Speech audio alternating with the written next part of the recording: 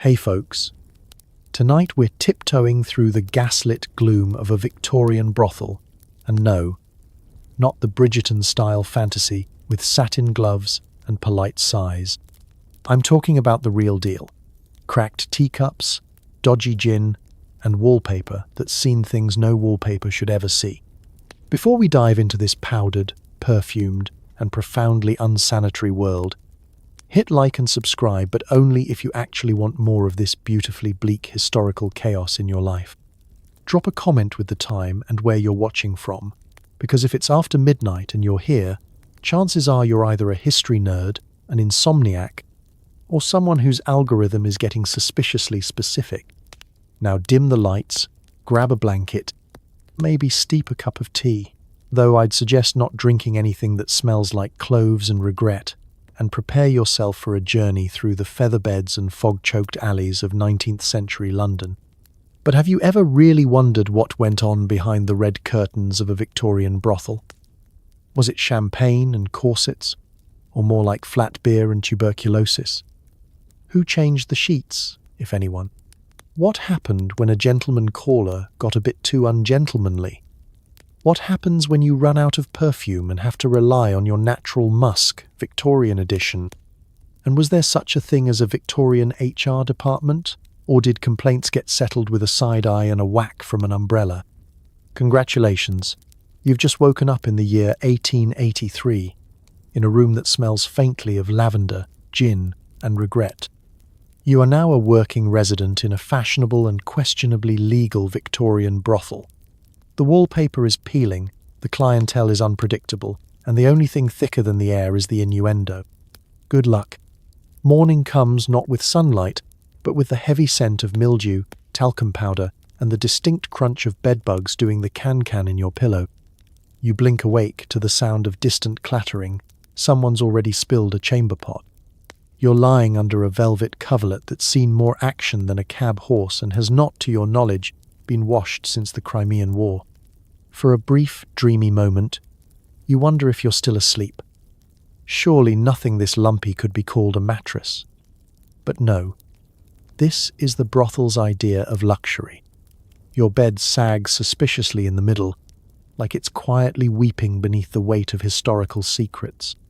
The springs creak every time you shift, a kind of tragic, metallic music, like a distant orchestra composed entirely of groaning ghosts and disappointed mice. The air itself is damp with memory. You take a tentative sniff, a complex blend of rosewater, old wallpaper paste, gin, and the subtle tang of despair. Someone in another room is already practicing scales for tonight's entertainment, which means you get to wake up to an off-key version of Rule Britannia, filtered through two doors, a thin wall, and a lifetime of missed notes. You stretch, or try to. Your foot encounters something hard at the end of the bed, possibly your own shoe, possibly a ferret. You elect not to check. Instead, you glance around at the room's decor, which is best described as opulently tragic. The wallpaper is flocked velvet, but so faded and stained that it resembles a map of continents no one dares visit. Above your head, a single, ancient gas lamp flickers on the wall, emitting a glow so pale it can only be described as hopeful at best. Rolling out of bed is an athletic event. You carefully sidestep a collapsed hatbox and a stack of last week's penny dreadfuls, then plant your bare feet on a carpet that's softer in some places, stickier in others. If you're lucky, the sticky bits are just spilled sherry and not the ghost of breakfasts past. You search for your slippers. They're nowhere to be found, but you do locate a stray glove, 3 hairpins, and what appears to be a small, politely apologetic mouse. In the brothel, everyone learns to make peace with the wildlife. Sometimes you chat with the mice just for the company. Sometimes, if it's a rough morning, you ask them for life advice. The rest of the household is already stirring. Down the hall, boots thud, and there's the low, conspiratorial hum of last night's gossip being recycled for today's entertainment. Someone laughs too loudly, either at a joke or at their own optimism. The walls here are paper thin. Privacy is mostly theoretical. Even your deepest secrets can be overheard by the wallpaper. As you fumble for your dressing gown, you catch sight of yourself in the mirror, hair tousled, one eyebrow doing a rebellious dance, and cheeks imprinted with velvet swirls. The Victorian version of bedhead is a work of modern art. You sigh and tell yourself you'll freshen up, right after you remember which water jug isn't haunted by the ghost of last week's teeth. Then, as if on cue, a cascade of giggles echoes from the staircase. You hear the thump of feet running after the breakfast cart, a rickety contraption that always arrives trailing crumbs, gossip, and the faint hope of a fresh roll. It's time to begin the day. Brush off the bedbugs, square your shoulders, and greet the chaos with as much grace as you can fake on 3 hours sleep. Because in this house, morning routine means starting the day with a prayer, a sneeze, and a small wager on whether your stockings survived the night without eloping under the bed. Welcome to another glorious morning in the world's least restful velvet palace.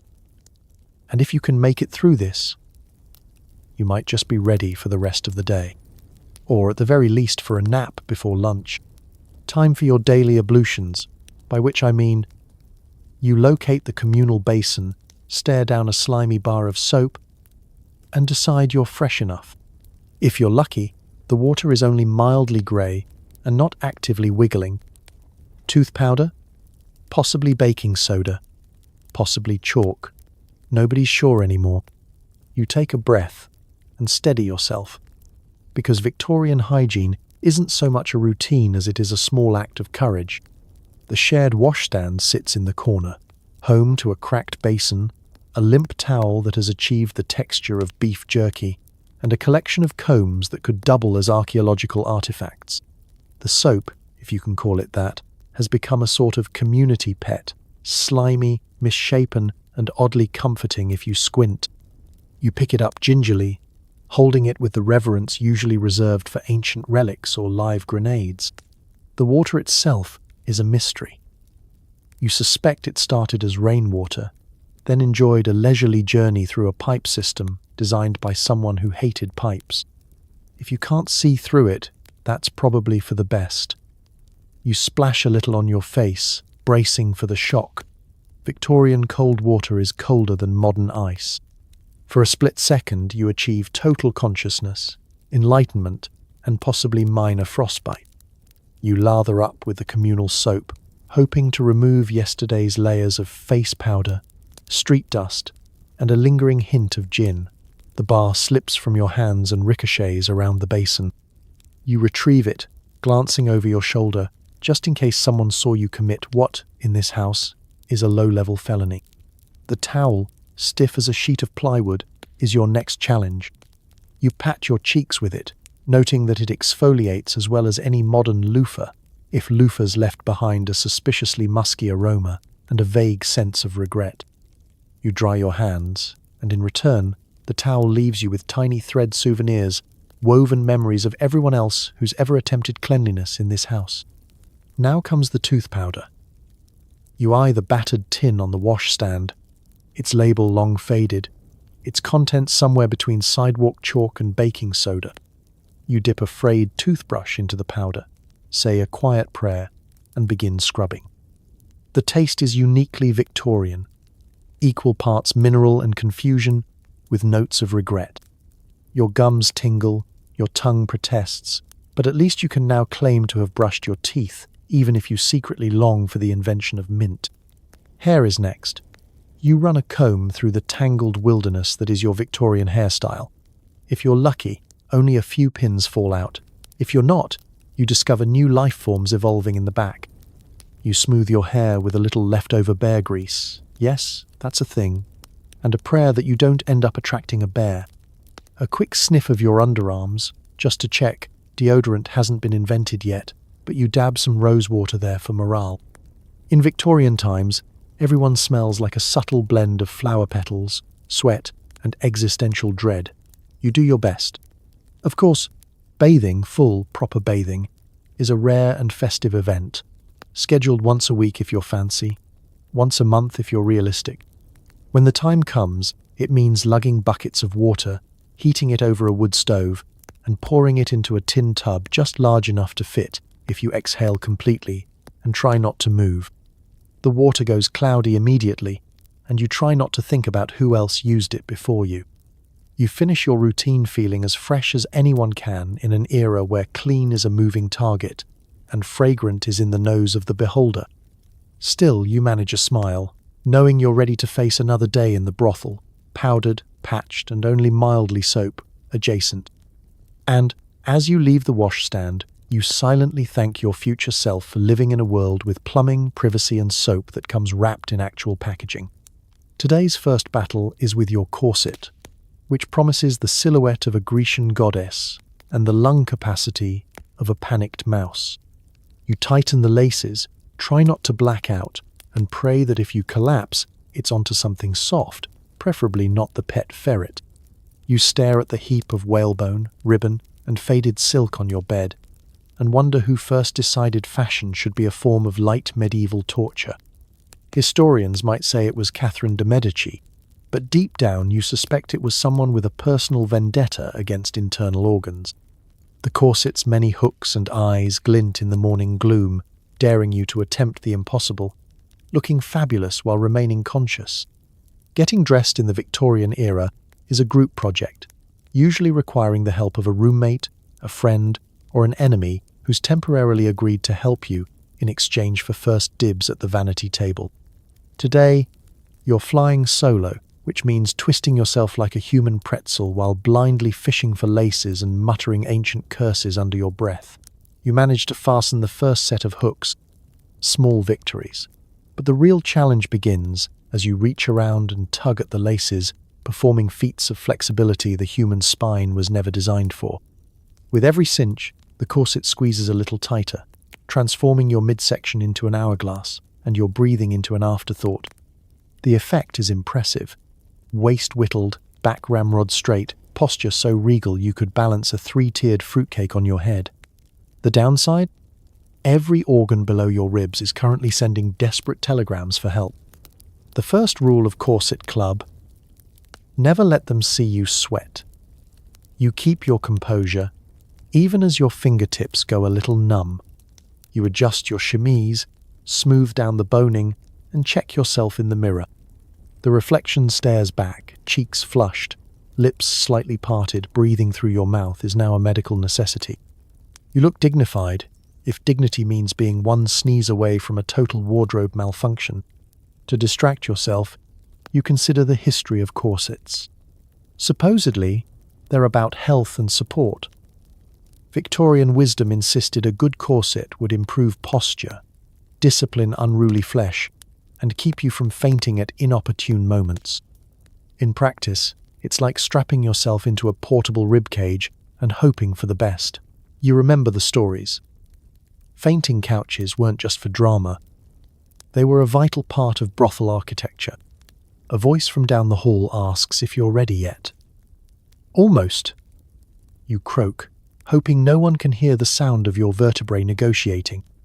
There's always pressure to look perfect, to present the ideal hourglass figure for clients who arrive expecting Venus herself and leave with a woman quietly gasping for air behind a fan. The brothel provides a selection of corsets, some with faded embroidery, others with suspicious stains, and one that rumour says belonged to a duchess who ran away to the circus. You avoid that one. The last girl who wore it spent 2 days talking in rhymes. Finally, you tie the last bow and exhale, or at least try to.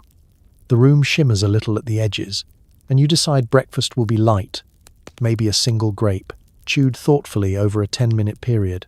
You remember the old trick, never bend at the waist. Victorian brothel survival means developing a perfect, gravity-defying squat when you drop something on the floor. You'd rather risk exposing an ankle than fainting dead away over a lost hairpin. And yet, as you stand, pressed and polished and nearly perpendicular, you can't help but feel a little proud. Corsets are both armor and advertisement. They pinch, squeeze, and bruise. But in their embrace, you're transformed, ready to face whatever the day brings.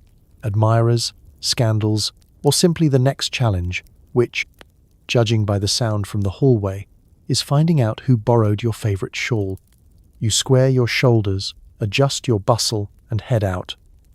You may be winded, but at least you look like a masterpiece.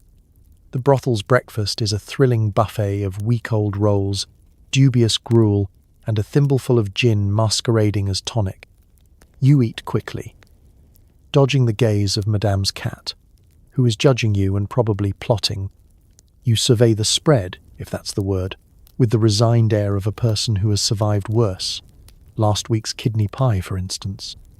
The rolls, stacked in a lopsided pyramid, have reached the stage of staleness where they double as self-defense weapons. You attempt to break one apart, but it resists with all the stubbornness of a Victorian dowager at a temperance meeting. You set it aside. Breakfast is about survival, not dental risk. The gruel, meanwhile, steams softly in a battered tureen, its texture hovering somewhere between porridge and wallpaper paste. Each serving is accompanied by a single, floating oat, possibly decorative, possibly a navigational hazard. You ladle some into your bowl, watching it settle into a shape that can only be described as ambiguous. With a deep breath, and the kind of courage usually reserved for fox hunts, you take your first spoonful. It is both flavourless and somehow aggressive, sticking to your ribs and your dignity with equal tenacity. A fellow resident, Lizzie, slides onto the bench beside you, eyeing the gin bottle with the reverence of a woman who knows her medicine. The gin is doled out in dainty glass thimbles, poured with a precision that suggests both respect and regret. Madame calls it tonic for the constitution. You suspect it's also to ensure nobody makes it through the day entirely sober. In the brothel, gin is less a beverage and more a coping strategy. As you nibble on your roll, more gnaw than nibble really, you take in the parlour's morning routine. Madame presides over the table like a bored general, reviewing her troops. The wallpaper, once pink and prim, is now a patchwork of faded roses and mysterious stains. The windows, fogged with the breath of 10 people and at least 2 cats, offer only the faintest glimpse of the outside world. Beyond them, the city churns and coughs, but inside, time moves at the speed of cold molasses. Madame's cat, Archibald, is everywhere at once, perched on the sideboard, weaving between ankles, and occasionally eyeing your breakfast with the look of a creature who's seen things and survived solely out of spite. You slide your plate further from the edge, unwilling to risk an incident. Last week, Archibald absconded with a sausage and was found hours later sleeping it off in the linen closet. As the morning unfolds, conversation in the parlour follows a familiar script. The newest girl wonders aloud if gruel can be improved with cinnamon, but is quickly shut down by Mary, who claims spices are for birthdays and funeral wakes, and sometimes both at once. There's gossip about the previous night's clientele, a viscount who tipped in foreign coins, a lawyer with suspiciously clean hands, and a poet who paid with sonnets and never looked anyone in the eye. Through it all, you eat with quiet determination, pausing only when someone tries to pass you a kipper, which has been making the rounds for 3 consecutive mornings without finding a willing taker. You suspect it's a test, or perhaps a relic from before the Reform Act. Breakfast in the parlour is not just about nourishment. It's a ritual of camaraderie, a daily recalibration of what counts as edible, and an ongoing exercise in lowering your expectations.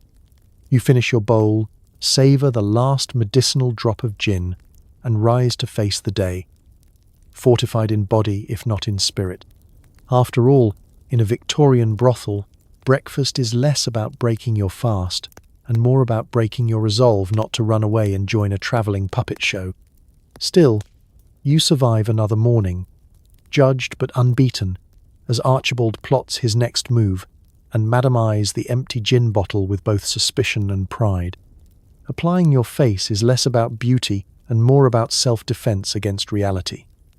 Out comes the lead-based powder, arsenic-laced blush, and enough coal to qualify as a small coal mine. A true Victorian glow, radiant, slightly poisonous, and prone to melting in the rain. You sit before the cracked mirror, gathering your arsenal, a stub of red pomade for lips, a tiny brush that's been shedding bristles since the Jubilee, and a puff so grimy it could walk away on its own. This is your daily war paint, not so much to attract admirers as to fool the gaslight, distract Madame, and provide at least the illusion that you've slept more than 3 hours.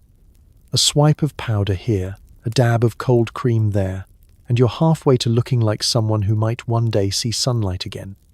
You begin with the lead powder, pale, ghostly, and, as every magazine promises, the height of refinement. The stuff gets everywhere. On your dress, in your hairline, up your nose. You sneeze and create a tiny indoor snowstorm of carcinogens. Sometimes you wonder if the stuff is actually whitening your skin or just gently erasing your memories.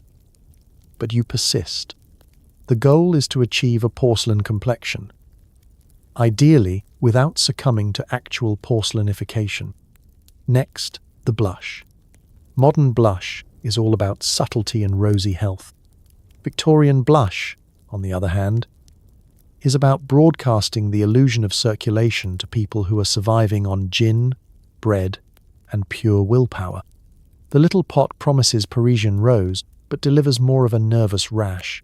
You dab cautiously, knowing that too much will make you look feverish, but too little will make you look deceased. The real trick is to aim for recently scandalized debutante. Then comes the kohl, a substance with a consistency somewhere between soft graphite and regret. It smudges, it smears, it migrates at the first sign of humidity, but it is, without question, the most dramatic part of your daily transformation. A bold sweep of black around the eyes says, "I am mysterious and enchanting." 3 bold sweeps say, "I am either extremely fashionable or possibly cursed." There is a rumor among the girls that kohl keeps away eye infections. There is a counter-rumor that it causes them. Either way, you have decided that a little drama is worth the risk of temporarily not being able to see out of your left eye. Lips come last. In theory, a dab of pomade or rouge is enough to summon a coquettish smile. In practice, it's more about not accidentally ingesting half the tin while trying to even out the color. You know that too bright lips are a dead giveaway of your profession, so you aim for something between demure and definitely awake. You blot carefully with a scrap of muslin and pray you don't smudge it all over the breakfast table again. Meanwhile, the room buzzes with similar rituals. Some girls debate whether arsenic drops really do whiten the eyes or just make you see double. Others attempt to curl their lashes with heated pins, an act so daring it should require a license.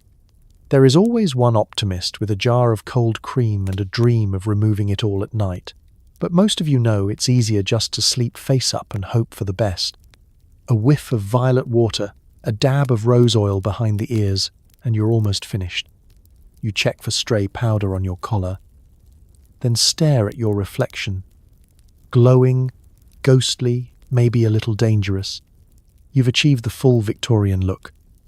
Ethereal, untouchable, and, if you're honest, slightly flammable. As you stand and smooth your skirts, you remember the golden rule: never cry before noon, and never ever let a client see you without your face on. Your armor is in place.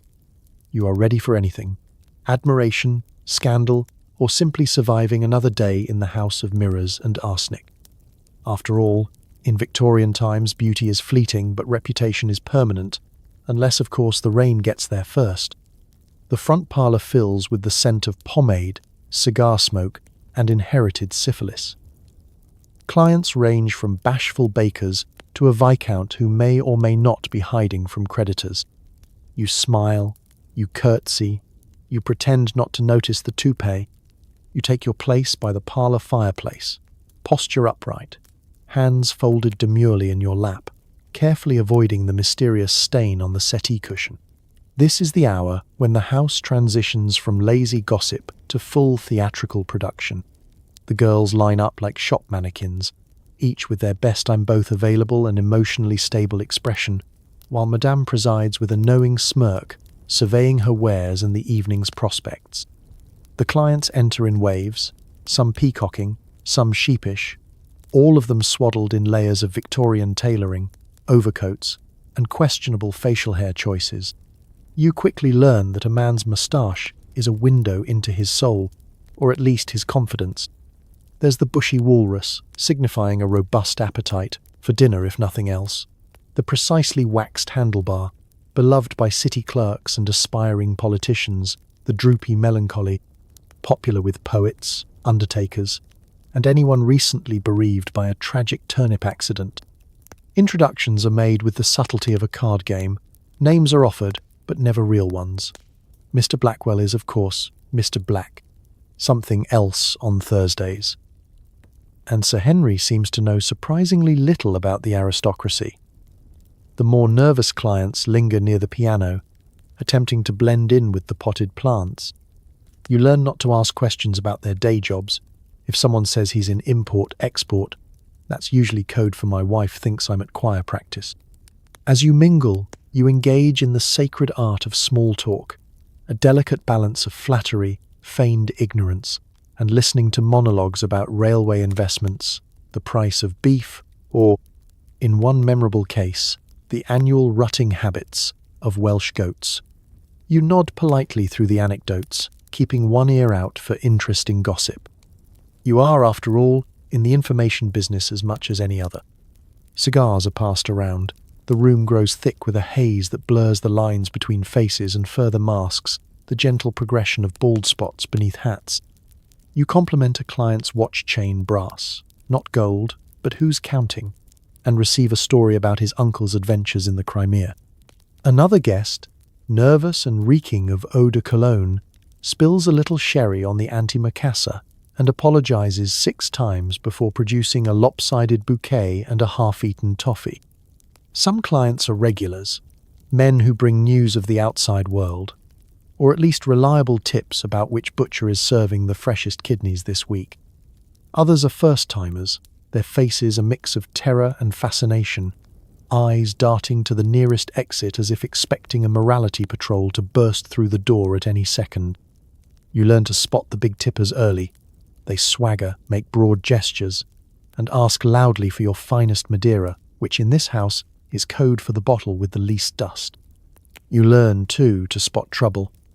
The gentleman whose laughter doesn't quite reach his eyes, the sullen types who linger too long at the window, and the ones who try to remember your real name.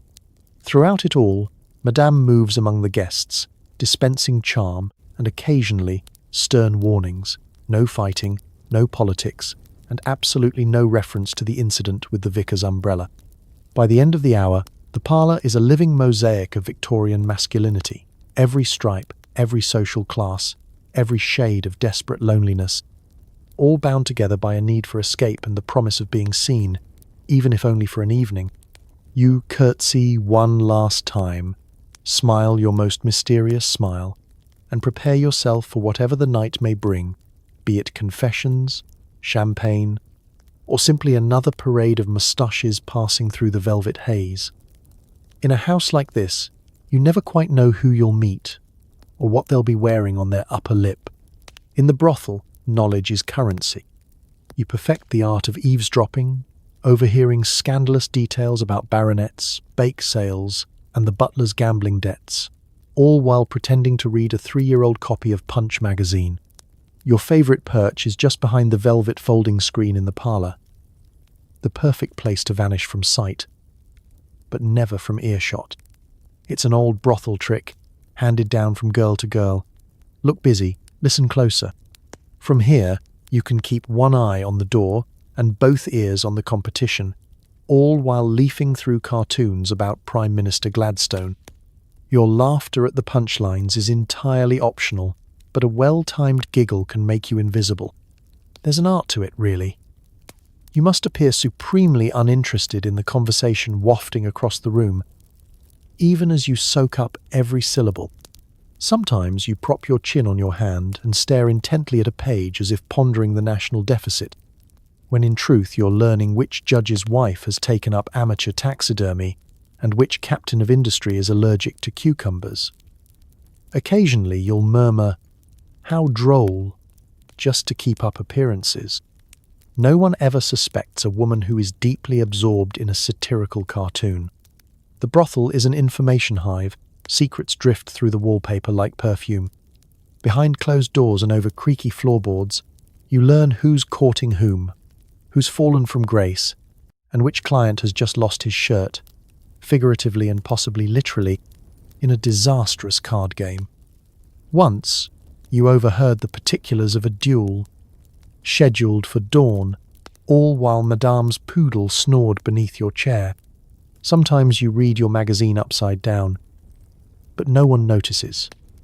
The trick is not to react, no matter how scandalous the news. You develop a face of stone, a masterclass in disinterest. A viscount's confession about his secret tattoo? Nod and turn the page. A whispered dispute over a missing necklace? Hum idly and scribble notes in the margin purely for literary purposes, of course. Gossip is the house's second currency after cash. The older girls know how to trade tidbits for favors. Who's hiring, who's firing, who might tip extra for a bit of flattery. You collect details like pearls, small, precious, and sometimes just a little fake. Occasionally you're privy to the kind of information that could make or break a reputation. Did you hear about Lady Ashworth's gooseberry jam scandal? But you keep the juiciest morsels close. A well-guarded secret is a tool for survival, and sometimes, just sometimes, a weapon. You are not the only one perfecting this art. You learn to spot your competitors by their practiced, unblinking stares and the way they always seem to be nearby, dusting a mantle or straightening a vase just as the conversation takes a delicious turn. Some eavesdrop behind potted palms, others behind the piano. One ambitious girl even tried hiding in the laundry basket, but was discovered when she sneezed at a critical moment. The house thrives on this gentle game of espionage. Madame herself is a world-class expert, always knowing more than she lets on. She has a way of appearing at your shoulder just as you think you've learned something juicy, offering a smile and a fresh cup of tea, a reminder that in this house, you're never the only one listening. At the end of the night, you slip away to your room, head buzzing with secrets. You jot down the best ones for future use, hidden in your diary beneath a decoy list of cake recipes. You never know when knowing the mayor's preferred hatter or the milkman's true feelings about the vicar will pay off. And so you drift to sleep. Not just another pretty face, but a quiet collector of London's mischief. In a world where power belongs to those who know just a little too much, you are, for one peaceful evening, rich beyond measure. The only thing sharper than the hatpins are the tongues of your fellow residents. You exchange pleasantries, veiled insults, and the occasional untraceable hairpin. It's like a Victorian reality show, except everyone has trench foot. You step into the upstairs sitting room and are immediately hit with a wall of competing perfumes, violet water, rose attar, and something suspiciously reminiscent of mothballs and cheap sherry. The air is thick with anticipation, rivalry, and the subtle but unshakable aroma of foot powder. Everyone is already dressed for the day. Corsets cinched, hair teased to improbable heights, faces powdered like frosted cakes, and spirits, well, those are a mixed bag. The art of brothel gossip is part survival skill, part sport. Conversation moves in tight, darting circles, always with at least one ear tuned for Madame's approaching footsteps. You accept a cup of tea, lukewarm and possibly recycled, and brace yourself. The day's opening remarks are always innocent enough. "How lovely your new earrings are, dear," someone says, her eyes lingering a little too long on your lobe, as if to estimate pawn value. Is that genuine jet, or just exceptionally dusty glass? You offer a tight smile and return the volley. "Thank you, Clara. I see you've mastered the art of matching your gloves to your bruises." The rest of the room inhales. "Score one for you." The conversation sweeps across the room like a plague of whispers. Hattie claims to have danced with an earl. Nobody believes her, not even Hattie. While Maud casually reveals that her last client was a duke, at least that's what he said before he ran out the back door to avoid a misunderstanding with his tailor. Lizzie is showing off a silk ribbon she insists was a gift. You remember seeing the same spool in the sewing drawer last week. No one points it out. In the brothel, some fictions are more comforting than the truth.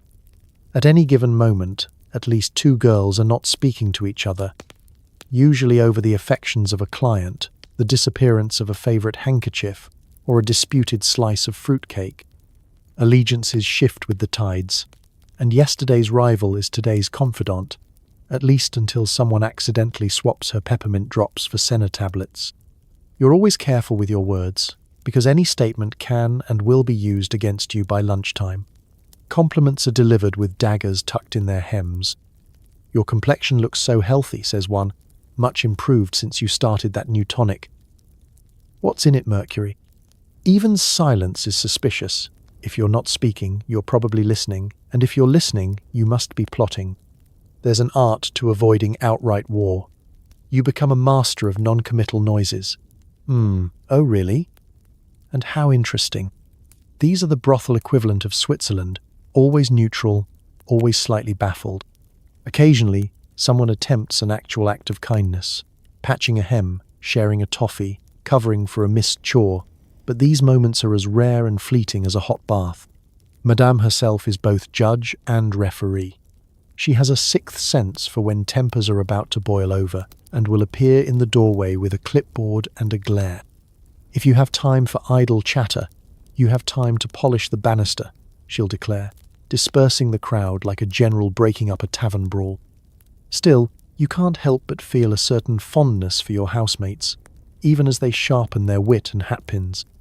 In a world where men come and go and promises are as thin as the tea, your fellow residents are the only ones who truly understand what it's like to survive the nightly parade of mustaches, misunderstandings, and missing stockings. By the end of the morning, you've successfully dodged 5 barbed remarks, parried 3 personal questions, and only mildly insulted your best friend. You escape to the hallway, heart pounding, quietly victorious. In the Victorian brothel, gossip isn't just a pastime, it's a contact sport, and you've lived to spar another day. Once a week, a doctor arrives with a black bag full of potions, tonics, and existential dread. He prescribes mercury for everything from sniffles to heartbreak. You quietly wonder if healthy is just a rumor started by the upper classes. The day begins with a sense of impending doom. Madame sends everyone scurrying, fresh petticoats, tidy hair, and a quick spritz of eau de cologne to mask any evidence of reality. The doctor's carriage creaks to a halt outside, always 15 minutes late and somehow covered in both mud and what might be regret. There's a flurry of whispered speculation in the hallway. Will he ask uncomfortable questions? Will he bring the thermometer? Does anyone remember whose turn it is to fetch the chamber pot? Dr. Fothergill is not the image of youthful vigour. He's the sort of man who looks as though he's been up all night arguing with his own spleen. His moustache bristles with authority, his spectacles hang on a chain for dramatic effect, and his hands are perpetually stained with mysterious tinctures. He greets everyone with a series of grunts, consulting a tiny notebook crammed with illegible patient notes, cryptic doodles, and the occasional grocery list. The examination always takes place in the second-best parlour, curtains drawn, windows cracked just enough to let in the neighbours' cooking smells and possibly tuberculosis. You are called in by surname, a system designed for both efficiency and maximum suspense. The bravest among you volunteer to go first, hoping to get it over with before the doctor's mood curdles entirely. The rest linger outside, making wagers on who will faint and who will be prescribed, a mixture involving raw egg, gin, and hope. You take your seat on the squeaky ottoman, hands folded in your lap, bracing for the barrage of questions. Any headaches? Aches? Pains? Strange dreams involving cows? The doctor peers into your eyes, taps your knees with a soup spoon, and mutters darkly about humours. You nod solemnly, as if you have any idea what humours are, other than what happens when someone sits on the whoopee cushion left by the kitchen staff. Diagnosis is part science, part performance art. Dr. Fothergill produces bottles with labels like invigorating syrup, universal balm, and, most worryingly, experimental solution number 3. There's always mercury, of course, the Victorian cure-all, guaranteed to cure or kill, sometimes both in rapid succession.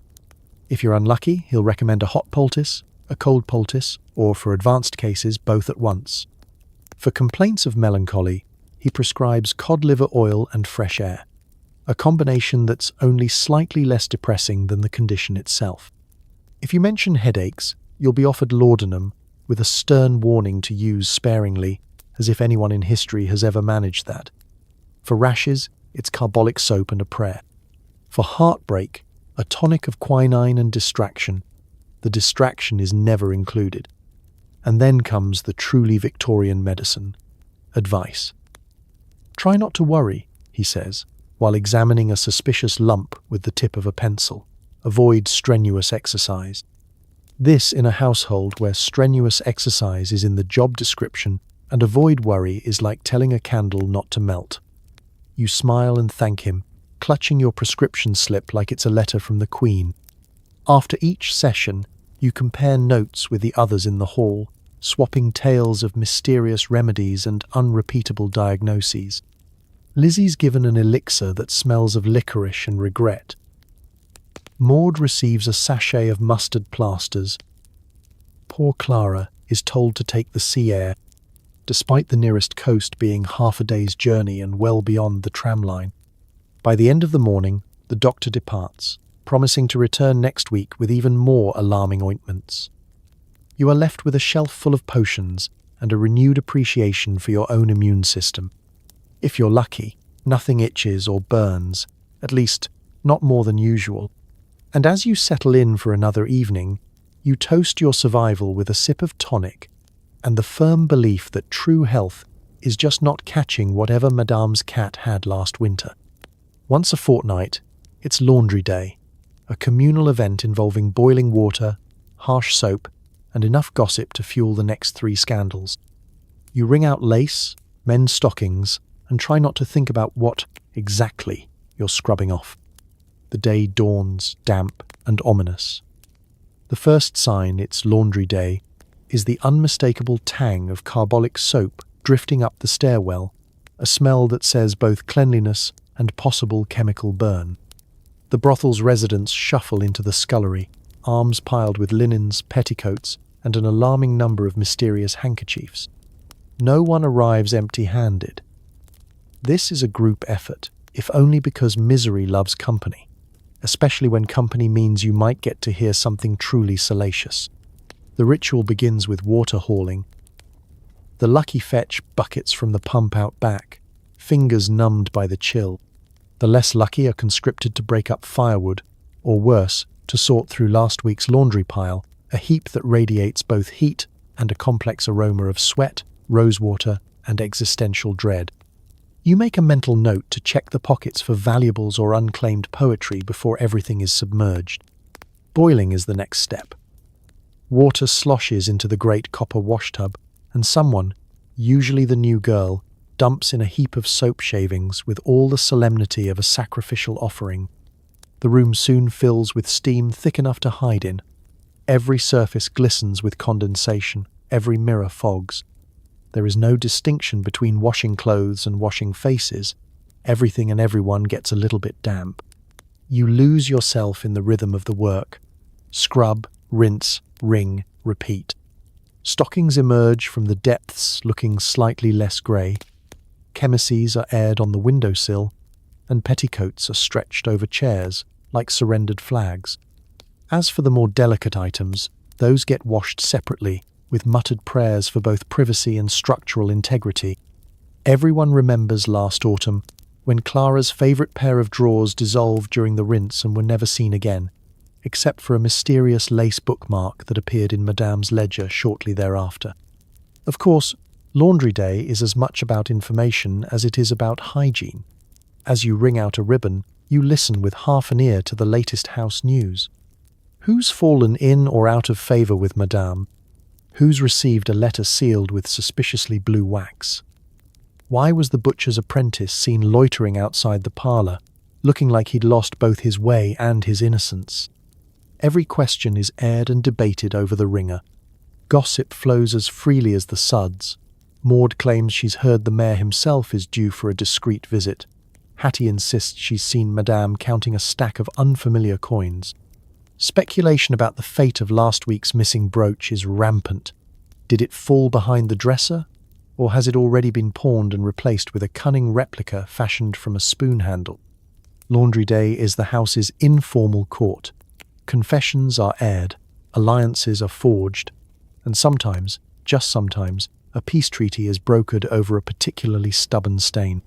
The more practical among you take this opportunity to mend. Needles flash, thread disappears, and every ripped seam becomes a new opportunity for decorative improvisation. Buttons are reattached, sometimes even to the right garment. If you're feeling particularly daring, you embroider a secret message along the hem, a tiny rebellion only you will know is there. By noon, the laundry line is a testament to collective effort and questionable judgment, sagging under the weight of every secret and every sock.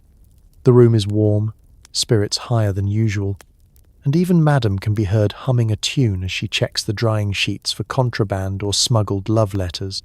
You finish your work with hands pink and pruny, shoulders aching, and the satisfaction of having survived another fortnight's cleansing of clothes and of house politics. Laundry day isn't just about soap and water.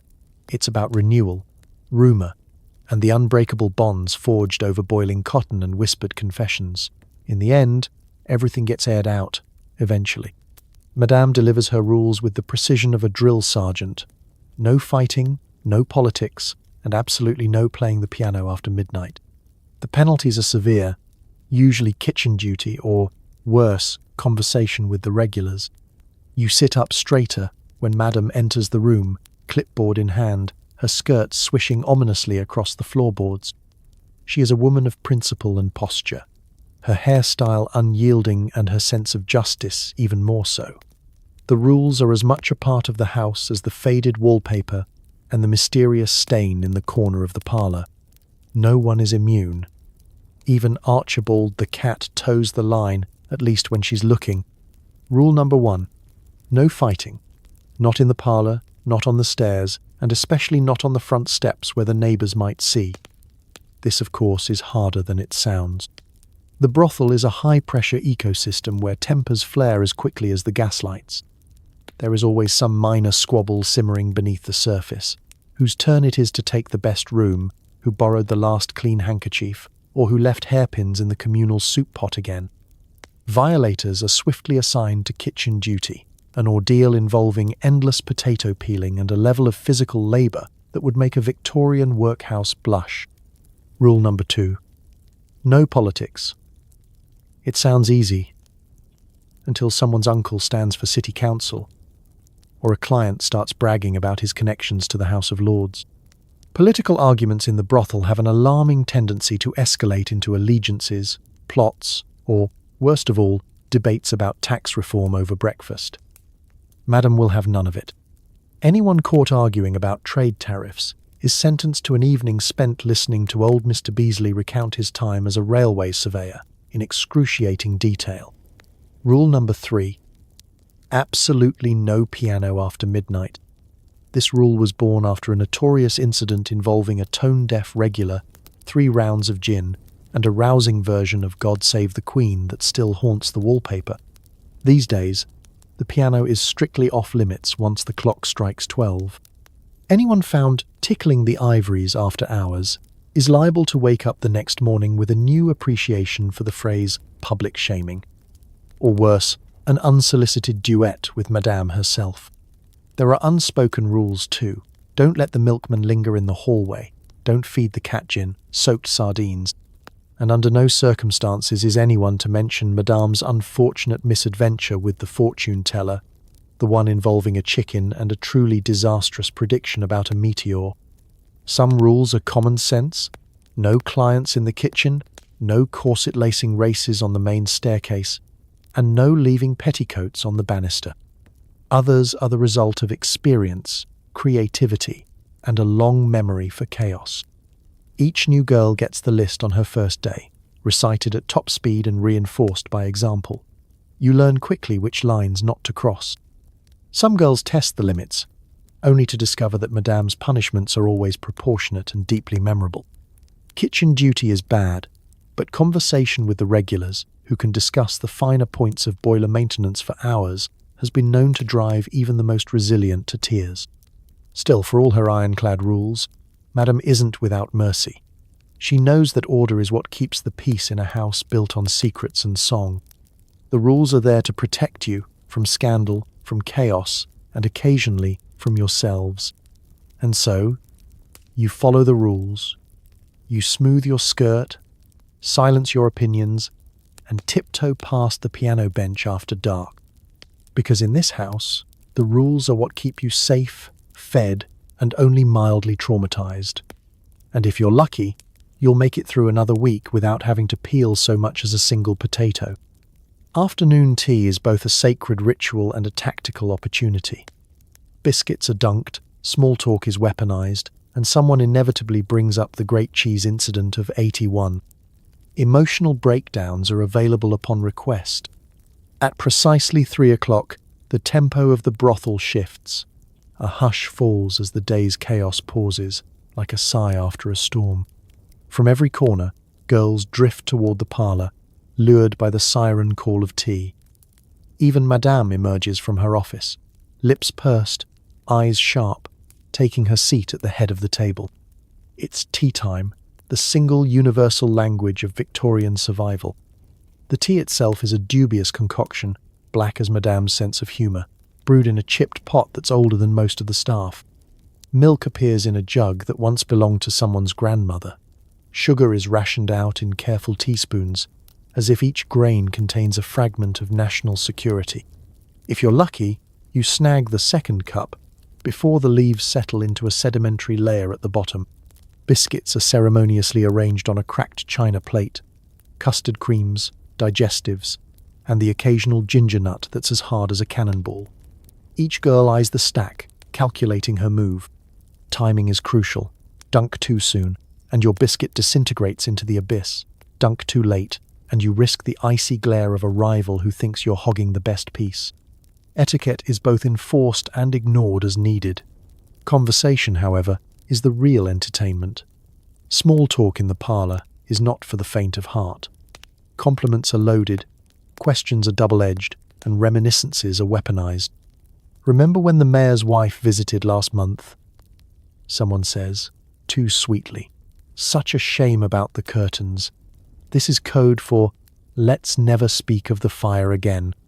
It's a ballet of gossip and innuendo, performed with pinky fingers raised and smiles that conceal slightly sharpened teeth. Inevitably, the conversation returns to the great cheese incident of 81, a disaster still shrouded in mystery and faint embarrassment. Was it a wheel of cheddar or a round of camembert? Did it really explode? Or did Hattie just drop it on Madame's new carpet? No one knows for sure, but everyone agrees it was the moment tea was almost cancelled for good. The story is retold with new embellishments each time, a communal folklore that serves as both a warning and a source of hilarity. There's always at least one emotional breakdown per tea, an unofficial tradition. The triggers vary: burnt scones, an unkind word, or just the general exhaustion of living in a house where everything is slightly sticky. Shoulders are patted, handkerchiefs passed, and sometimes tea is spiked with a drop of medicinal gin, just to keep spirits from flagging entirely. Madame, ever the tactician, uses tea to assess the mood of her household.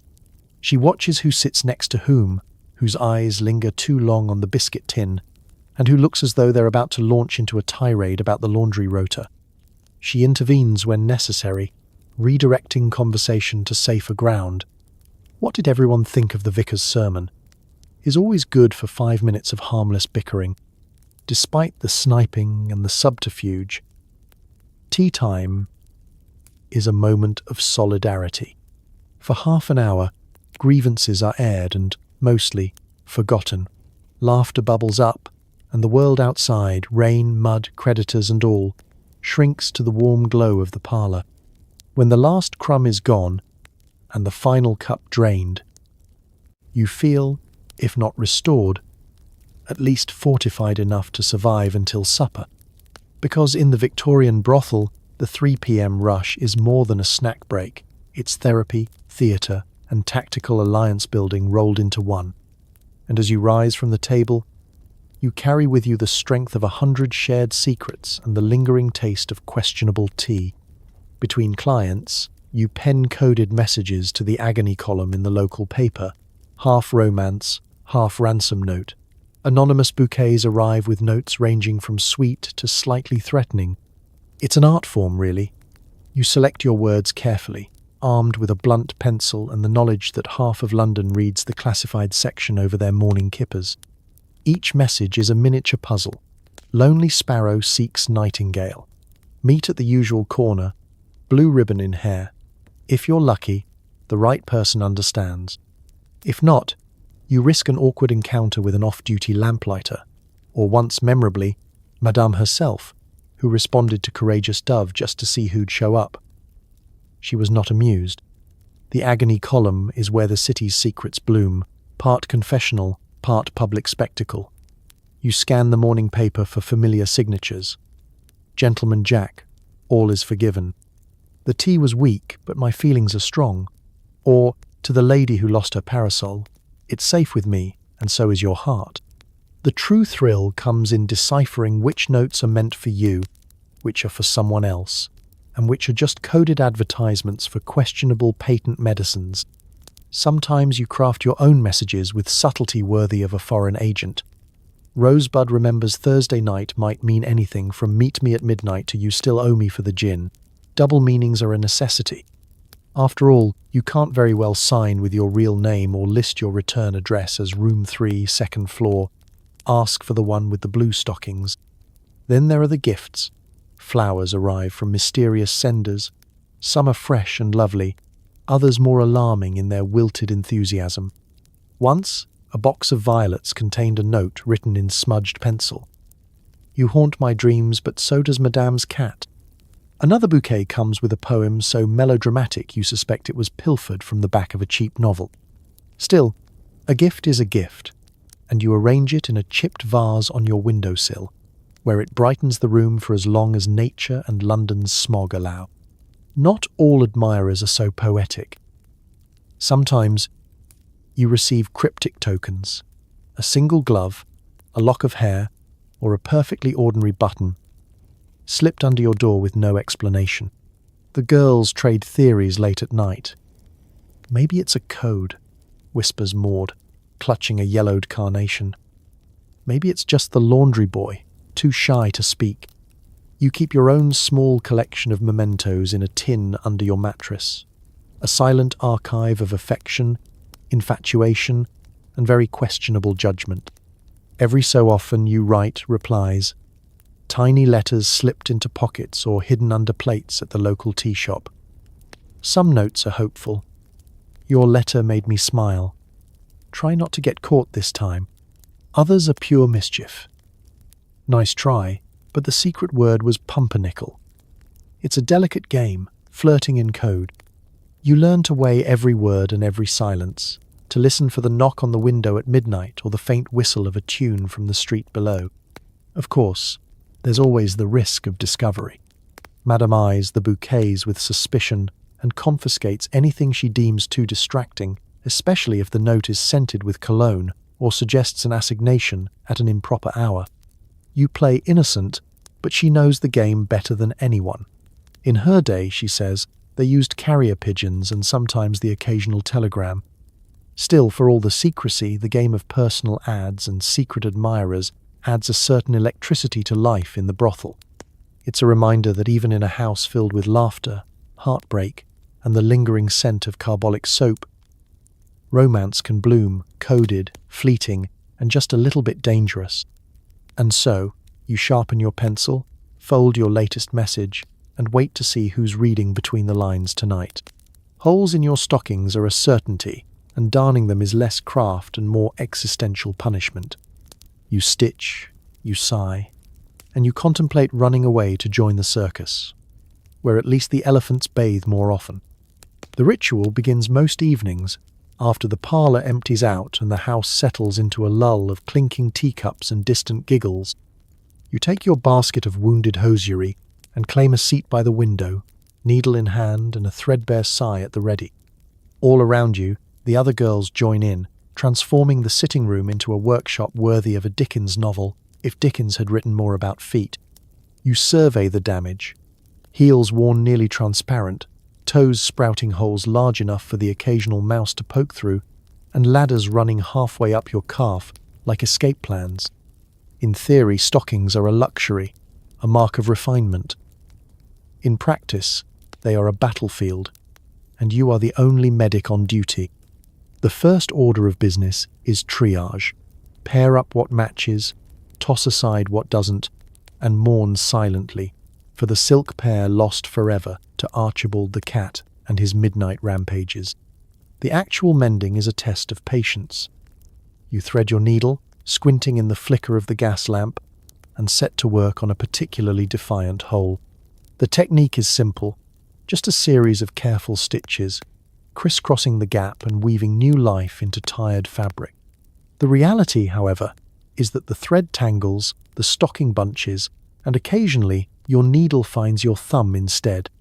You remind yourself, not for the first time, that the circus would at least offer gloves. As you work, conversation drifts across the room.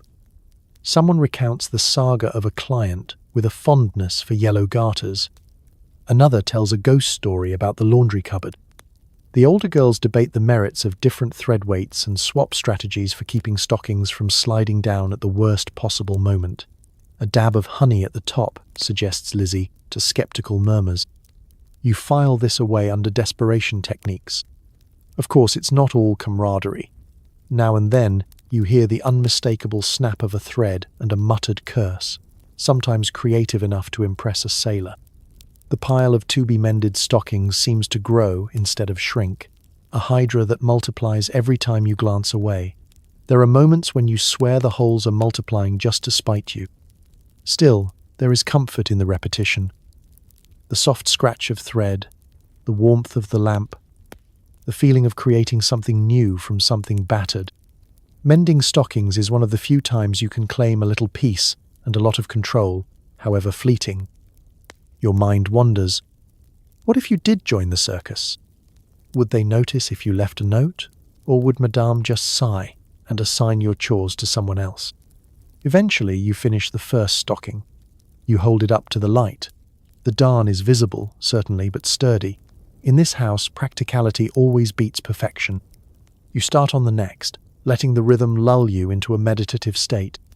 In the background, someone hums a tune, another girl reads a romance novel aloud, and for a few minutes, everything feels almost safe, almost normal.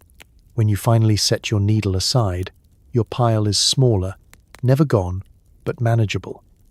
You tuck your stockings away, hands sore but strangely satisfied.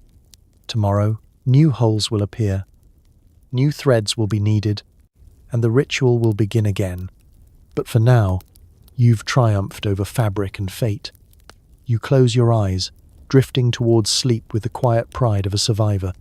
Because in a Victorian brothel, mending stockings isn't just about needle and thread, it's a nightly act of resilience, hope, and the stubborn refusal to let your life unravel at the seams. The evening's entertainment often involves making polite conversation with men who believe their anecdotes about fox hunting are fascinating. You smile, nod, and fantasize about a world without small talk or lords. You have perfected the expression, a soft, attentive gaze, one eyebrow slightly raised, and the exact tilt of the head that says, "I am listening with great interest," even as your mind drifts somewhere toward the ceiling moldings. It's a necessary survival skill. If you actually responded to every story as it deserved, you'd be dismissed for impudence or, worse, sentenced to a private recitation of someone's poetry collection. So you let them talk. Most clients arrive in the parlor trailing clouds of cigar smoke and the faint aroma of self-importance. There's Lord Smethington, who's convinced no one in London can match his skill with a hound or a horse, or a sherry bottle, for that matter. He's followed by Mr. Potts, who's never been farther than Brighton but tells stories as if he personally discovered the Nile. And then there are the genuine lunatics. The gentleman who keeps bees in his waistcoat, the scholar convinced Queen Elizabeth was actually a pair of twins, and the unfortunate soul who addresses the houseplants as cousin. Your job is to create the illusion of rapt attention while giving away nothing, no strong opinions, no contrary facts, no indication that you have ever read a book. Sometimes you offer gentle prompts. "How interesting, my lord," or "And what happened next?" These are as effective as winding a clock. Off he goes, describing a stag hunt in excruciating detail, complete with imitations of every bark, yelp, and trumpet. You try not to wince when he acts out the moment the hounds treat a very surprised shopkeeper instead of a fox. Everyone laughs. You smile along. There is a secret language to brothel conversation.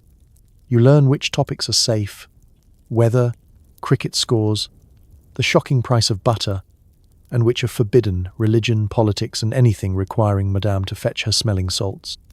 You nod at the proper moments, arch your eyebrow when prompted, and murmur in agreement when the story calls for sympathy.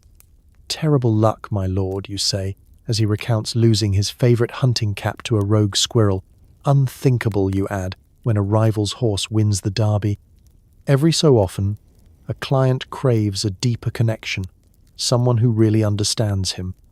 This requires a more advanced level of small talk, active listening, the occasional encouraging sigh, and a deft ability to steer the conversation away from anything that might turn maudlin or, worse, poetic. One man insists on quoting Latin proverbs, pausing after each line as if awaiting applause. You smile, feign confusion, and ask about his dog instead.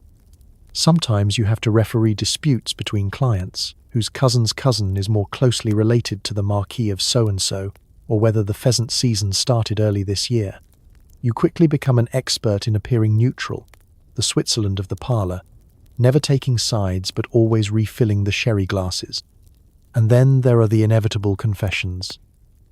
Secret gambling debts, disastrous business schemes, the odd proposal of marriage, usually delivered after the second bottle of port and promptly retracted at sunrise.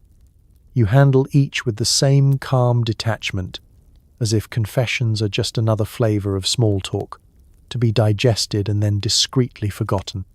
By the end of the night, you're exhausted, not from any physical labour, but from the weight of politeness, the mental gymnastics of remembering everyone's favourite topic, and the delicate dance of being fascinating and forgettable at the same time.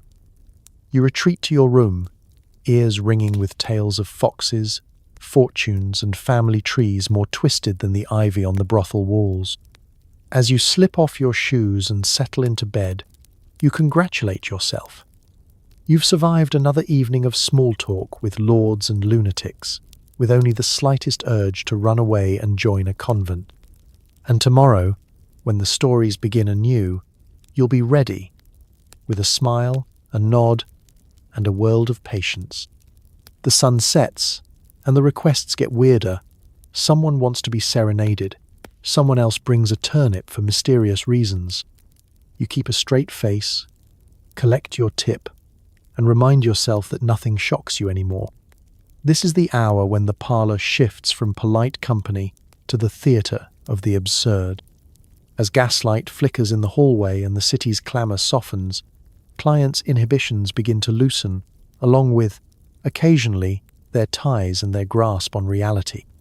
In the brothel, special requests are as much a part of the routine as gruel for breakfast or mending stockings by lamplight. Each request is a riddle wrapped in a velvet glove, or occasionally wrapped in nothing at all. The evening's first contender is always a regular, Mr. Braithwaite, who can't end his week without hearing Greensleeves played on the old, slightly out-of-tune upright. You've learned the melody by heart, even if your piano skills are closer to a cat running across the keys than to Chopin. He listens, misty-eyed, then presses a sixpence into your hand with such solemnity you feel as if you've just administered last rites. Next is the poet, who wishes for someone to read his verses aloud while he paces the carpet, rearranging imaginary furniture. His poetry is universally dreadful, heavy on the word yearning, and rarely rhymes. Still, you read each line with the seriousness of a bishop at the pulpit, pausing occasionally to offer an encouraging or a discreet yawn behind your fan. For this, you're paid with a paper rose and the vague threat of another reading next week. And then there's the turnip. No one knows why, least of all the gentleman who brings it, cradled in a lace handkerchief like a prize terrier. "Just hold it," he whispers. "Admire it. Say something kind." You comply, offering the root vegetable your sincerest compliments, and are rewarded with a tip and the story of his childhood on a distant farm, where turnips were the height of luxury and social currency. You're not sure if he's joking, but the coin is real, and you've heard stranger. The other girls trade stories after hours, half in disbelief, half in pride. Hattie was once asked to pretend she was a duchess trapped in a tower. Easy enough, since the parlour door sticks and the windows barely open. Maud played chess against a client who insisted all his pawns were revolutionaries and had to be addressed as comrade. One poor soul recited Shakespeare while her client threw confetti made of bread crusts. You suspect Madame keeps a list of the most inventive requests and reads them for inspiration whenever morale is low. You've learned to take everything in stride. Nothing phases you, not the barrister who insists on a mock trial over imagined slights, nor the gentleman who asks for a lullaby in French, which you fake by humming Frère Jacques very slowly. Each oddity is handled with grace, the right mixture of amusement and professional detachment. Occasionally, there's a request that tugs at something softer, an old man who only wants to hold someone's hand, a widower who asks to waltz once around the parlour in silence. These moments linger, gentler and sadder than the rest, a reminder that even in the theatre of the absurd, people are just searching for comfort, for nostalgia, for some connection to a life not always measured in shillings and spectacle. By the time the hour passes and the parlour empties, you're a little richer in coin and in stories. You stow the turnip in the kitchen, for soup, perhaps, tuck away your paper rose, and add another tale to your growing collection. Because in the brothel, special requests are never truly shocking. They're just another page in the quietly extraordinary, endlessly peculiar book of surviving the Victorian night. Not every guest is a gentleman, and not every proposition is welcome. You perfect the sidestep, the sharp retort, and the classic "Madame will see you now," which is code for "please go away before I scream." There is a rhythm to the evening, a choreography you learn quickly. As dusk settles over the city, the parlour fills with a parade of personalities, some kind, some dull, some aggressively convinced that their waistcoats and wallets make them irresistible. You soon realise that gentleman is more a matter of aspiration than achievement. In this house, the real art is knowing how to manage, redirect, and occasionally outwit the overzealous. The first line of defence is the sidestep, literal and figurative. A client leans in, voice syrupy with gin and confidence, and you glide gracefully behind a chair or past a tray of drinks. You develop an uncanny ability to sense trouble 2 steps away, sidestepping hands, compliments, and the occasional spilled sherry with the agility of a street performer and the subtlety of a seasoned diplomat. "Would you care for a dance?" Translates to, "Would you care for an escape route?" And you always keep one eye on the nearest exit. When dodging isn't enough, there's the sharp retort. You collect witty comebacks like spare buttons, deploying them as needed. "My dear, your beauty is unparalleled," a guest might purr, and you smile, replying, "So I'm told," usually by people with much better breath. The parlour is an arena, and words are your armour. Most clients respond to a bit of banter. They're here as much for the repartee as the company, though a few are thick-skinned enough that even sarcasm rolls off like water on a duck's back. The third tactic is pure, unadulterated deflection, invoking Madame. "Madame will see you now," you announce with theatrical urgency, no matter if Madame is actually arguing with the grocer or napping upstairs. The phrase is a magic incantation, and most guests, no matter how persistent, suddenly remember urgent business elsewhere. The only thing more intimidating than a brothel girl's sharp tongue is Madame's withering stare. Sometimes, though, you face the truly determined. There are hands that linger too long, eyes that wander with far too much intent. Here, the art of dodging takes on a darker shade. You learn the brothel's secret signals: a dropped handkerchief, a cough at the right moment, a meaningful glance at the nearest housemate.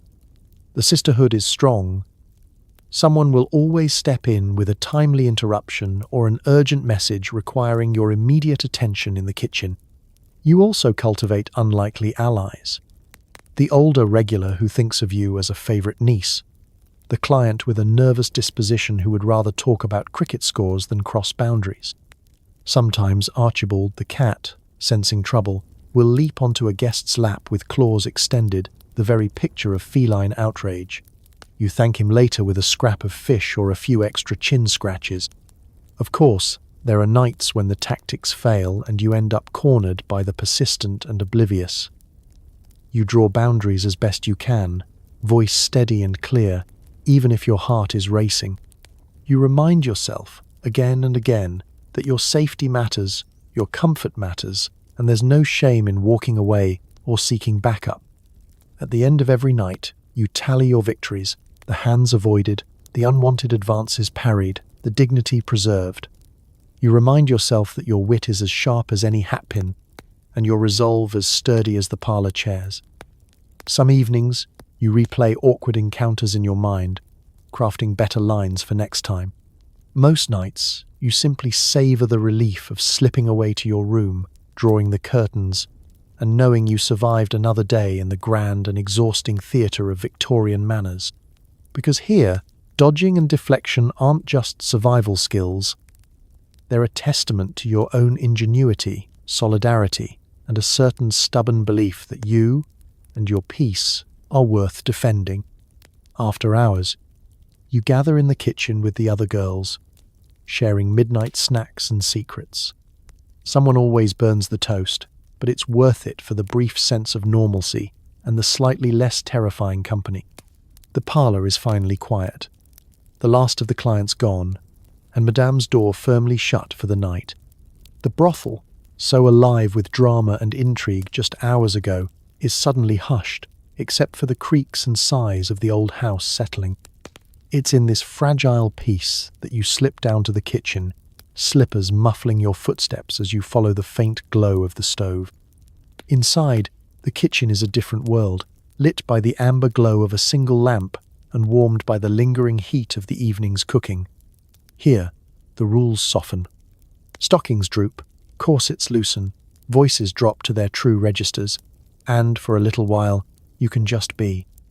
There are no titles, no performance, no need to hold in your stomach or your opinions. Someone has already set the kettle to boil, and the battered teapot awaits with the patience of the well-used. The snacks are humble but feel like a feast. Thick slices of bread, sometimes fresh, sometimes extra crunchy, slathered with butter or treacle. There's always someone attempting toast, with varying degrees of success.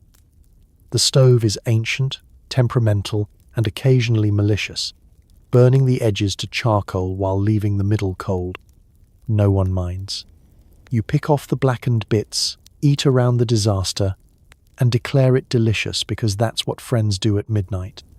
You find a seat on the bench, knees tucked up, hands wrapped around a mug of something vaguely resembling cocoa. The air smells of yeast, burnt sugar, and, just beneath it all, lavender soap and last week's onions. It is a complicated bouquet, but one you've grown to love. The conversation is different here. Softer, slower, more real. Someone shares the story of a lost love or a particularly ghastly client. Someone else recalls a happy memory from childhood, half remembered and scented with cinnamon. Laughter comes easier, as does the occasional tear. It's understood that what's said in the kitchen stays in the kitchen. You listen, offer a hand or a shoulder, and, in return, find your own burdens lighter. Every kitchen has its rituals, and this one is no exception. There is always a round of worst client of the week, where tales of the evening's misadventures are told, exaggerated, and retold until they become legend. Maud tells of the man who attempted to pay in cheese, while Lizzie still shudders at the memory of the gentleman who recited the entirety of the rhyme of the Ancient Mariner in a single sitting. For every complaint, there is a moment of comfort, a shared biscuit, a mended hem, an inside joke. Someone always manages to find a leftover tart or a piece of fruit that's just on the edge of being edible. These small gestures feel enormous, proof that solidarity is forged over burnt toast and borrowed spoons. When the hour grows late and the shadows deepen, the kitchen becomes a confessional. Fears about the future are whispered, dreams are spoken aloud, promises are made to look out for one another, come what may. Sometimes you just sit in companionable silence, letting the hum of the stove and the tick of the old clock fill the space where words are no longer needed. Eventually, you wash your mug, fold your napkin, and slip back to your room, belly warm and heart steadied. The house might return to its intrigues with the dawn, but for now, in the blue hush of the early hours, you are simply yourself, tired, imperfect, and comforted by the knowledge that you do not have to navigate it all alone. Here, in the battered kitchen, you find the truest proof of survival. A little kindness, a little bread, and the quiet, essential company of those who know exactly what it means to burn the toast and try again. Every few weeks, something vanishes, usually jewelry, sometimes dignity. Accusations fly, drawers are searched, and Madam insists it's probably just the rats. You know better. It's never the rats. The cycle is as predictable as laundry day and twice as dramatic. It starts with a shriek from upstairs, a missing earring, a vanished brooch, a locket that was definitely on the vanity this morning. Word travels down the stairs at the speed of a falling hairpin. Suddenly, the household is in a state of emergency. Doors slam. Drawers are yanked open. Every girl proclaims her innocence so loudly you start to wonder if the jewelry itself has grown legs and run for it. Madame is summoned, clipboard in hand, hair more rigid than usual, lips pressed into a thin line. She gives her standard speech about valuing trust in this establishment and the importance of solidarity amongst ladies. No one listens. Most are already plotting how to search everyone else's trunk without appearing suspicious. Someone always points to the cat, Archibald, who does his part by sauntering through the chaos with the air of a creature who has seen it all and maybe fenced a few rings on the side. The ritualistic search begins. Hairbrushes are shaken out, pillows prodded, stockings turned inside out, beds are upended, and for the first time in months, someone sweeps under the armoire, unearthing treasures lost to history. A petrified biscuit, 3 ancient hairpins, and the infamous left shoe from the Great Disagreement of '81. No jewelry, but at least the dust bunnies are smaller than rumoured. Accusations fly with remarkable creativity. I saw Clara near the bureau just yesterday. Lizzie's been awfully quiet lately. Maud has a new necklace, and where did she get it, anyway? Old grievances are dusted off and paraded as evidence. It's part trial, part pantomime, and entirely exhausting. You keep your head down, offering to help search, volunteering to check under the sofa, all while privately remembering who borrowed your hair ribbon last week and never returned it. Madame, to her credit, tries to restore order with logic. It must be the rats, she says again, ignoring the fact that even Victorian rodents lack a taste for rhinestones and paste gems. Still, she orders a sweep of the cellars, just in case a family of highly fashionable mice has set up shop beneath the floorboards. No one volunteers to check, but the suggestion is enough to deflate the room's energy for a few minutes. Inevitably, the missing item resurfaces in the least likely spot. The brooch is discovered pinned to the hem of a petticoat, having hitched a ride during a hurried change. The locket reappears in a teacup, its chain tangled with a spoon. How it got there is anyone's guess. Once, an entire pair of earrings was found in the bread box, mistaken for raisins by the half-asleep kitchen maid. There is relief, laughter, and only the slightest edge of disappointment from those who secretly enjoy the drama. The return of the jewelry is always an event. There are vows of eternal vigilance, whispered apologies, and the occasional forced hug. Madame insists on a group meeting to discuss preventative measures, more labels, fewer secrets, perhaps a lock for the jewelry box, though everyone knows the key will go missing within a week. Order is restored. Accusations are packed away with the winter hats, ready to be aired next time a ring goes astray. Through it all, you learn to keep your treasures close, your stories closer, and your sense of humor sharp. In a house full of survivors, it's never really about the jewelry.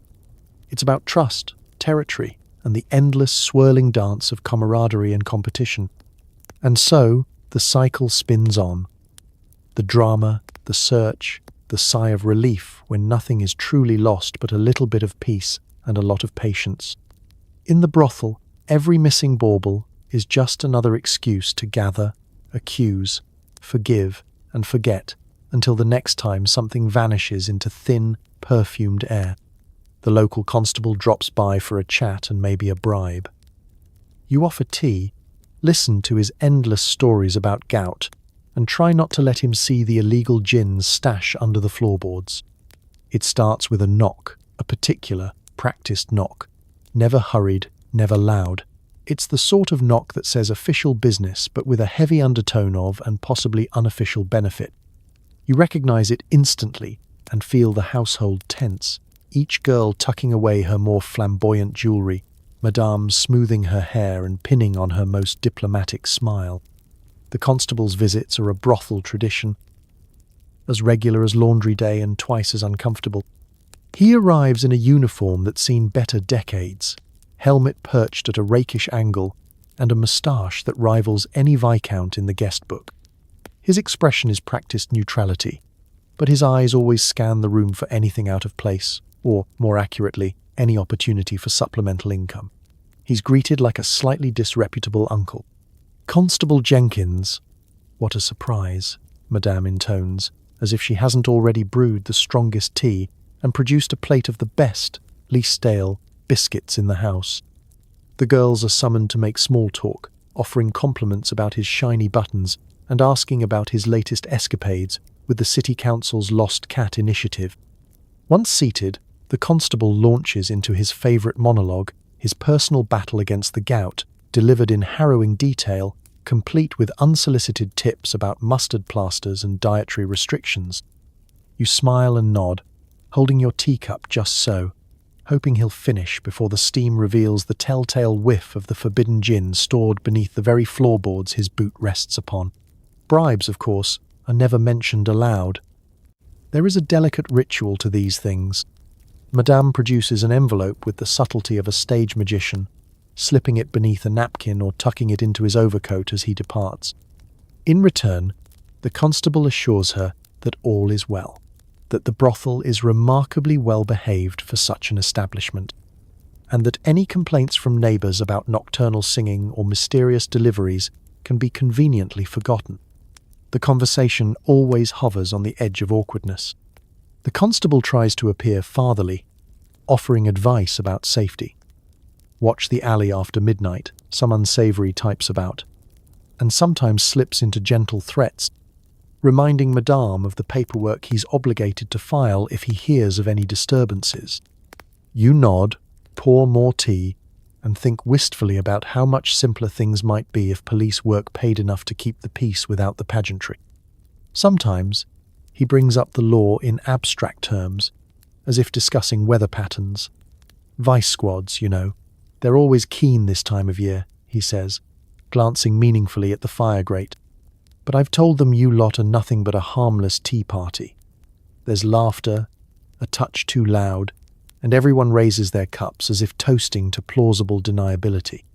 The girls know to keep their stories straight and their tempers sweeter than the jam on the table. No one mentions the night last month when a certain magistrate stayed well past closing, or the time a lost constable was found sleeping in the laundry room, snoring on a pile of silk petticoats. Everything is fine, everyone is happy, and the only crime ever committed here is the overuse of lavender water. When the visit is over, the constable stands, brushing crumbs from his trousers and assuring Madame that she's the pride of the street. He leaves with a tip of the hat and a heavier pocket, and the room breathes a collective sigh of relief.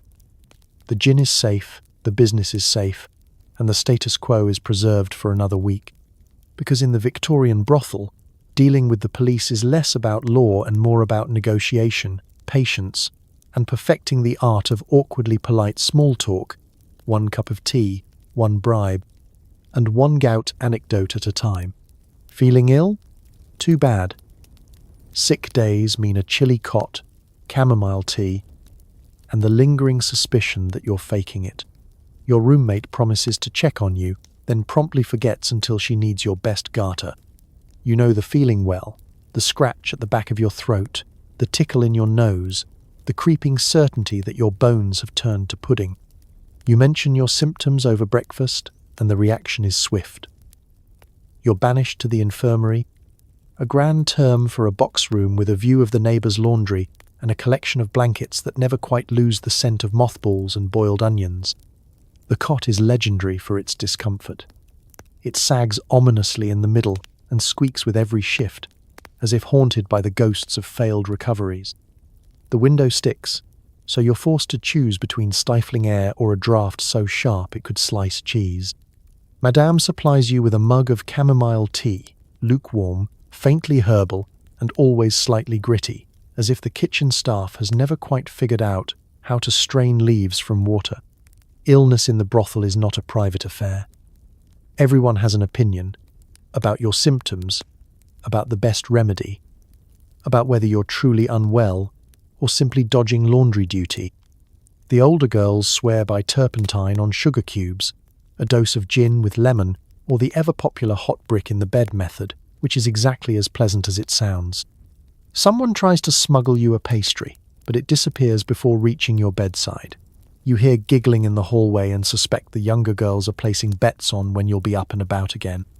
As you lay wrapped in your shawl, the hours blur into a mixture of dozing, shivering, and contemplating the ceiling's mysterious stains. The only regular visitor is Archibald the cat, who leaps onto your cot, kneads the blankets, and then settles in, generously sharing his own brand of affection, mostly hair. For a while you drift in and out of sleep to the distant sounds of the house. Laughter, music, the thud of boots on the stairs. Life carries on without you. Occasionally, someone remembers to check on you. Lizzie pokes her head in to ask if you want a magazine, then remembers she already lent it out. Maud brings a half-empty bottle of cough syrup and shares a wild theory that you've caught the vapours, whatever those are. If you're lucky, someone offers to refill your tea. If you're very lucky, it isn't already cold. Sick days are as much about proving resilience as recovery. There's an unspoken expectation that you'll bounce back with a bright smile and no complaints, regardless of how you actually feel. Madame visits once, peers at you over her spectacles, and says, "You'll live," in the tone of a woman who's seen far worse.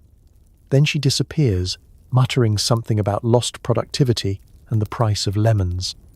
Eventually, you do begin to feel better, or at least bored enough to rejoin the fray. You drag yourself from the cot, wrap a shawl around your shoulders, and return to the parlour. The world greets you with a mixture of relief and disappointment. There goes the odds on your recovery. There goes the spare bed for sneaking afternoon naps. Your roommate is pleased, though mostly because she can reclaim her missing garter. You rejoin the routines of the house, tea, chores, gossip, clients, grateful for every clear breath and strong limb. But a part of you knows, next time you feel that tickle in your throat, you'll think twice before mentioning it out loud. In the Victorian brothel, illness is less about suffering and more about survival, stubbornness, and the hope that next time, at least, you'll get to keep the good blanket. And as you drift off that night, the creaky cot thankfully behind you, you whisper a silent vow to never take health, hot water, or solitude for granted again. The witching hour brings a parade of visitors. Some living, some spectral, all mildly inconvenient. You pretend to be asleep when the milkman knocks, unless he's brought extra cream for your tea. It's well past midnight when the house finally settles into a hush, that thin, fragile quiet that only comes after every door has been locked, every candle snuffed, and even Madame has retired with her account book and her last glass of port. But just as you begin to drift, eyelids heavy and blankets finally warm, the night begins its own peculiar parade. The first disturbance is almost always a drunken client who's lost his way to the door, or perhaps to reality in general. There's a muffled thud, the scraping of boots, and a plaintive whisper of Margaret. Despite the total lack of Margarets on the staff, you sigh and keep still. If you're lucky, someone else will usher him out before he starts reciting poetry, or, worse, trying to pay for a goodnight kiss with a turnip. Sometimes it's the girls themselves, tiptoeing through the corridors in search of a missing stocking or a forgotten hairpin. The floorboards give them away every time. You hear the familiar creak outside your door, the whispered debate about whether to risk waking you, and the inevitable burst of suppressed giggles when someone drops a candlestick. You stay quiet. There's no point in joining the search party for a garter that will, inevitably, turn up inside a pillowcase next week. Then come the ghosts, or at least the stories of them. Every brothel has a ghost or two, usually blamed for anything lost, broken, or inexplicably sticky. Yours is said to be the tragic Lady B, jilted by a lover, left to wander the halls in a cloud of lavender perfume and disappointment. On quiet nights, when the wind whistles just so, someone always claims to hear her sighing in the attic or rattling a teacup in the scullery. You're not convinced, but it does explain the occasional cold draft and the eerie way the parlour clock chimes 13 at exactly 3 a.m. As if the supernatural weren't enough, there are the practical late-night callers. The milkman's visits are entirely legitimate, but their timing is suspicious. He always arrives just as you've finally gotten comfortable. His knock is gentle but persistent. If you're clever, you wait until someone else collects the bottles, unless you're desperate for that extra dollop of cream to hide the taste of the morning's tea. Occasionally there's a tap at the window, a coded knock from the alley, signifying a message from the butcher, a wayward love note, or a delivery of contraband biscuits. It's the unofficial postal service of the brothel world. You listen for the soft exchange of whispers, the flutter of paper, the snap of a biscuit tin closing, and then let the night reclaim its stillness. There's even the odd animal interloper. Archibald the cat, of course, is a regular presence, pushing his way into rooms, knocking over inkwells, and stealing warm spots in unguarded beds. Once, a neighbour's dog followed the scent of roast beef all the way up the servants' stairs, only to be lured out with a leftover kipper and a stern warning. Through all of this, you've perfected the art of feigned slumber, steady breathing, eyes closed, one ear tuned for disaster. If someone needs you, they'll shake your shoulder. Otherwise, you're committed to the blissful fiction of being completely unaware. Eventually, the house falls silent again. The last ghost story fades. The drunk finds his coat, the milk bottles clink in the corridor, and the wind rattles the window panes. You nestle deeper under your blankets, grateful for the comfort of a bed that, while lumpy and shared with a cat, is at least your own. And as you finally drift off, you remind yourself that in a Victorian brothel, peace is measured in stolen minutes, unexpected visitors, and the quiet triumph of sleeping through it all. Good night, Lady B. Good night, milkman. Good night, creaky floorboard, wherever you are. Once a month, there's an official inspection, possibly for health, possibly just for show. You scrub the skirting boards, fluff the pillows, and pray the inspector doesn't check under the beds. The announcement comes with the ominous clatter of Madame's shoes on the hallway tiles. She appears in the doorway, list in hand, glasses perched at the end of her nose, and a look that brooks no nonsense. Inspection is tomorrow, she declares, as if announcing a royal decree or an impending hurricane.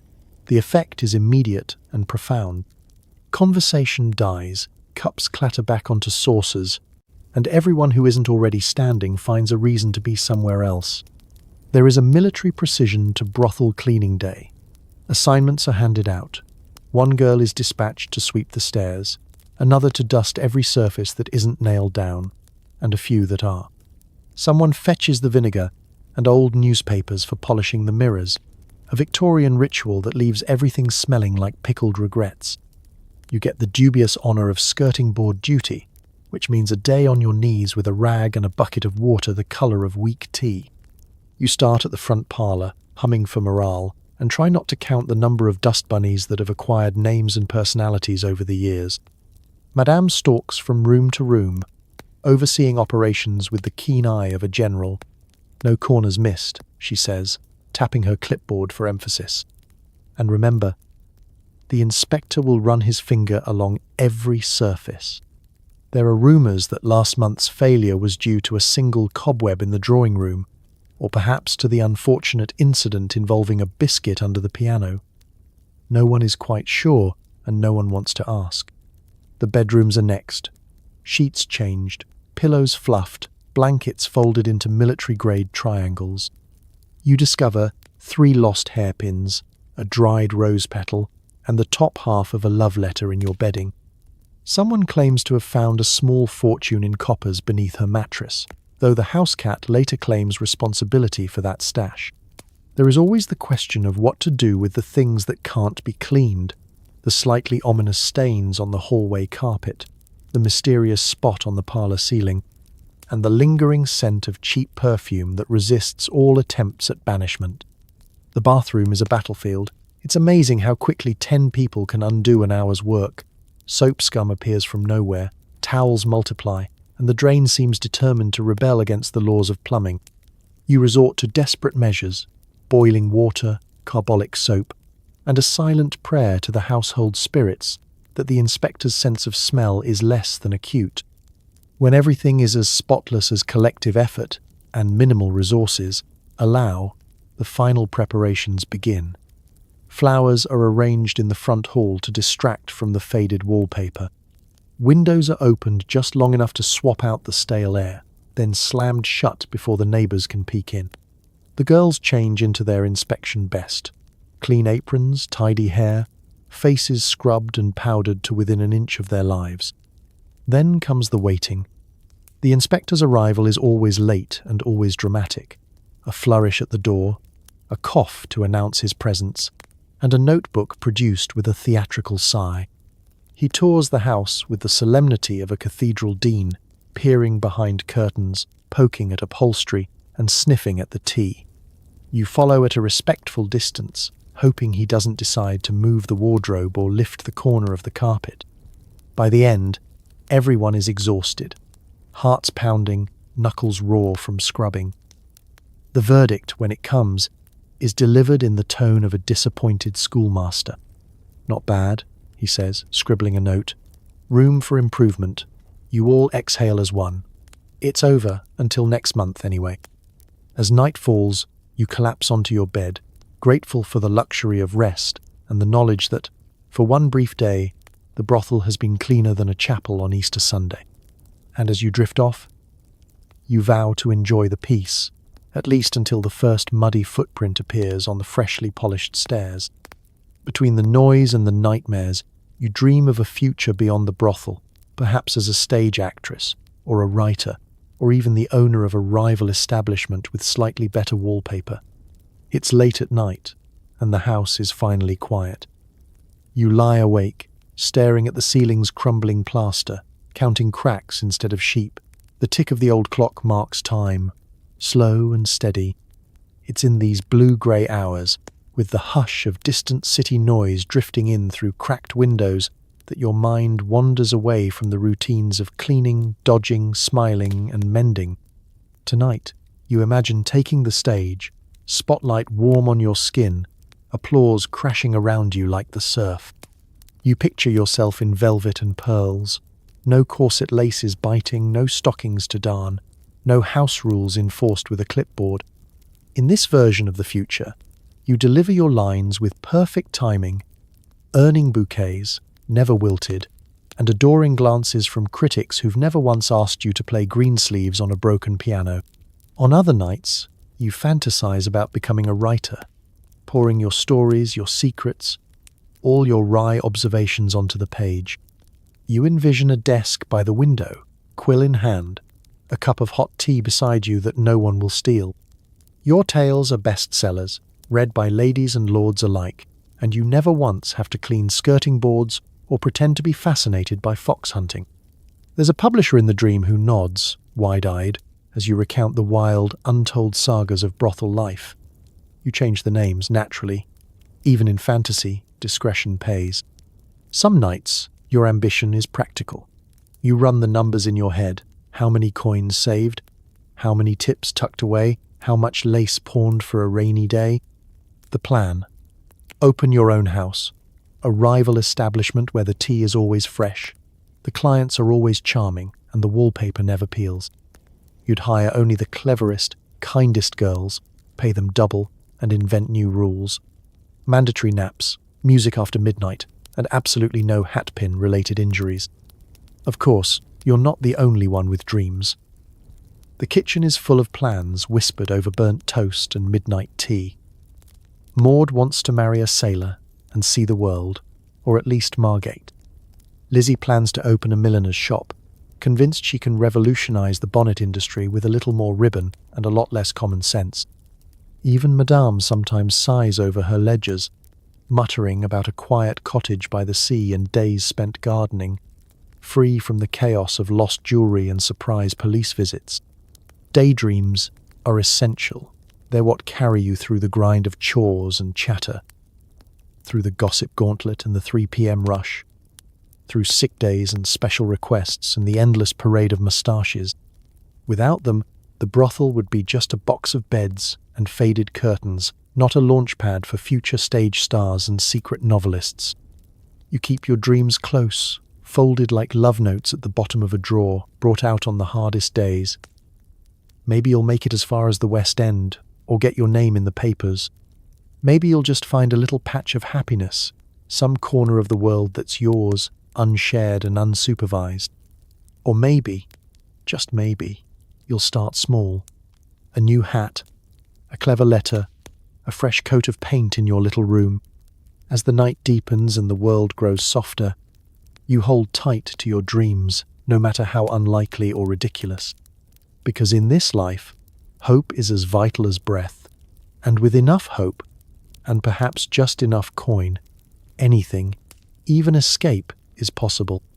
And so you close your eyes, plotting, scheming, quietly certain that one day you'll swap these faded walls for something brighter.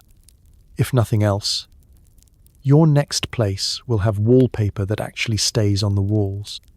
As you blow out your candle, you reflect on surviving another night in a house full of secrets, laughter, and the occasional existential crisis. You're still here, still breathing, and tomorrow's mysteries are only a sunrise away. The flame flickers, stretching your shadow long across the cracked wallpaper and the old, battered trunk at the foot of your bed. For a moment, the world softens, and the sharp edges of the day, its gossip, its grudges, its many small defeats, fade into the gentle hush of candlelight. It's the quiet hour, the moment you can finally hear your own thoughts above the relentless shuffle of brothel life. You settle into the creaking mattress, one hand beneath your head, the other clutching a blanket that still holds the faint scent of lavender and laundry soap. Around you, the house murmurs and sighs, floorboards creak, pipes clink, the distant sound of someone sneezing into the darkness. It's oddly comforting, a lullaby of domestic chaos that reminds you you're not alone. Your mind sifts through the day's memories, the triumph of surviving Madame's inspection with only minimal bruising to your dignity, the laughter at tea time, when someone reenacted the Great Cheese Incident of '81 with dramatic flair, the shared, unspoken victory of making it through another round of special requests without losing your temper or your favourite comb. You recall the glint of friendship in a rival's eye, the brief brush of comfort in the kitchen, the whispered dreams passed around like contraband chocolate after midnight. If you listen carefully, you can almost hear the house exhale, a collective release, as if every girl, every ghost, every stray cat is letting go of the burdens they carried through another long, peculiar day. There's gratitude here, woven into the wood and plaster. Not gratitude for grand gestures, but for the tiny mercies. A found hairpin, an extra spoonful of jam, a moment of true rest before the morning rush. You let yourself feel proud, just for a moment. It takes a particular grit to survive the endless cycle of chores, clients, and chaos, with your wit intact and your soul only slightly battered. You've learned to find humor in disaster, to savor fleeting joys, to let the worst things roll off your shoulders and out the nearest window.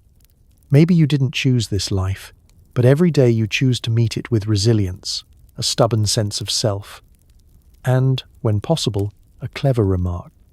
In the gentle dark, you remember the old advice. Look for the silver linings, even when they're just the glint of a teaspoon under the bed. You've seen your housemates at their best and worst, and somehow, all of you keep stumbling forward, singed, certainly, but unbroken. There's something beautiful about that. Something defiant, even. The world beyond these walls may never know your story, but you do, and that's enough. Your eyelids grow heavy. The room glows with the memory of candlelight. The shadow of all your yesterdays tucked safely into the corners. Tomorrow will come. There will be new messes to clean, new rumors to dodge, new absurdities to endure. But for now, you can rest. The night belongs to you. So, you offer a quiet thank you to the house, to your friends, to yourself, for your stubbornness, for your hope, for your refusal to let the day's trials drown out the gentle pleasures of simply surviving. Another night in a house built on secrets and solidarity. And you're still here. That counts for something. And as your candle sputters out, you drift towards sleep, holding close the gritty, grateful knowledge that no matter what tomorrow brings, you have made it through one more night. And sometimes, that's everything. The air in the brothel is always perfumed, but tonight it's different.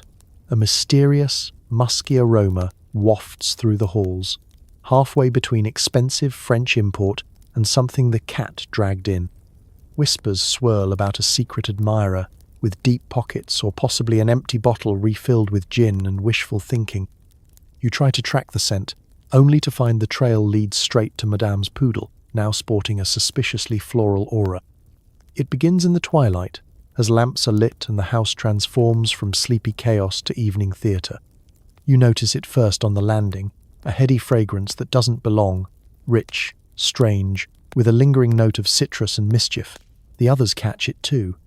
Faces appear in doorways, noses twitching, eyes wide with speculation. Is that jasmine? Someone asks, just as another swears it's more like bergamot. Maud says it reminds her of a summer in Paris. Lizzie thinks it's closer to a week in a well-used laundry basket. There is a sudden surge of hope. Perhaps a wealthy client has sent a gift, a true Parisian perfume, the sort that comes in a heavy bottle and costs more than a month's rent. Whispers spread faster than cold tea. Did you hear? A secret admirer. Hattie claims she's the intended recipient, citing a cryptic note from a gentleman of means who once tipped her with a silver thimble and a badly written haiku.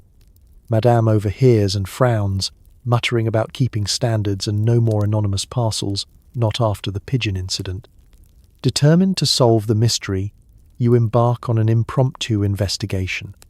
You start at the source, the staircase, where the scent is strongest, and follow it down the hall, past the parlour, where a lively debate is underway about the best way to mask the smell of gin with rosewater, and into the dining room. Here, the trail grows confusing. Every cushion, every shawl, every stray glove seems to have absorbed a trace of the perfume, as if the house itself is conspiring to keep its secrets. Speculation becomes wild. Was it a gift from the city's most eligible bachelor, disguised as a humble florist by day? Has one of the girls taken up a sideline in scent mixing, hoping to attract a better class of clientele? Or has Madame finally splurged on something more exotic than her usual lavender water, only to regret it when the bottle proved more potent than promised? The clues lead to chaos.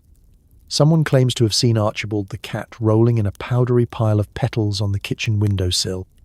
Another swears the mysterious bottle was last seen in the laundry, being guarded by a terrier with aspirations of grandeur. There are moments of near mutiny as the scent wafts into the bedrooms, prompting a heated debate over who gets the best pillow. and whether anyone will ever sleep again. Finally, the truth is revealed in the most unlikely way. You round the corner into the sitting room to find Madame's poodle, Felicity, sprawled on the chaise with a regal air, her normally scruffy fur now suspiciously glossy and positively radiating the floral aroma. A trail of damp paw prints leads back to Madame's dressing table, where an open perfume bottle sits, surrounded by toppled hairpins and the remains of a particularly adventurous snack.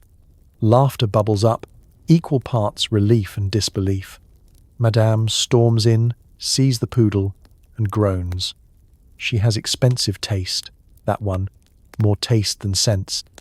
The girls take turns sniffing Felicity, who soaks up the attention with the smug satisfaction of a canine who knows she's finally upstaged Archibald for once. The evening continues, now tinged with the faint, inescapable scent of eau de poodle. Rumours of secret admirers are put to rest, for now, and the house settles back into its ordinary swirl of scandal and camaraderie. Still, as you drift off to sleep, you catch a lingering note of perfume on your own sleeve, a reminder that in this house, mystery is never far away, and the answer is often stranger and furrier than you expect.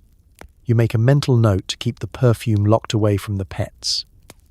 But in a Victorian brothel, there's no telling who or what will become the toast of the town next.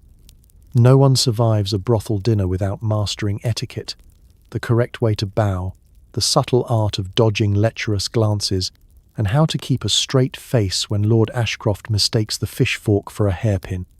You practice smiles in the cracked mirror, curtsying so often your knees ache, and remind yourself that polite conversation is code for "please don't mention the fire last Thursday." Etiquette is your armor, your shield, and your most elaborate performance. Before every dinner, you rehearse the sequence. Enter with poise, bow with just enough humility, hold the eye contact for precisely 3 seconds, never 4, and above all, look as if you've never in your life spilled gravy on an aristocrat's lap, even if you have, twice, and he keeps coming back for more. Madame's pre-dinner instructions echo in your mind. Back straight, shoulders down, no slouching, no smirking.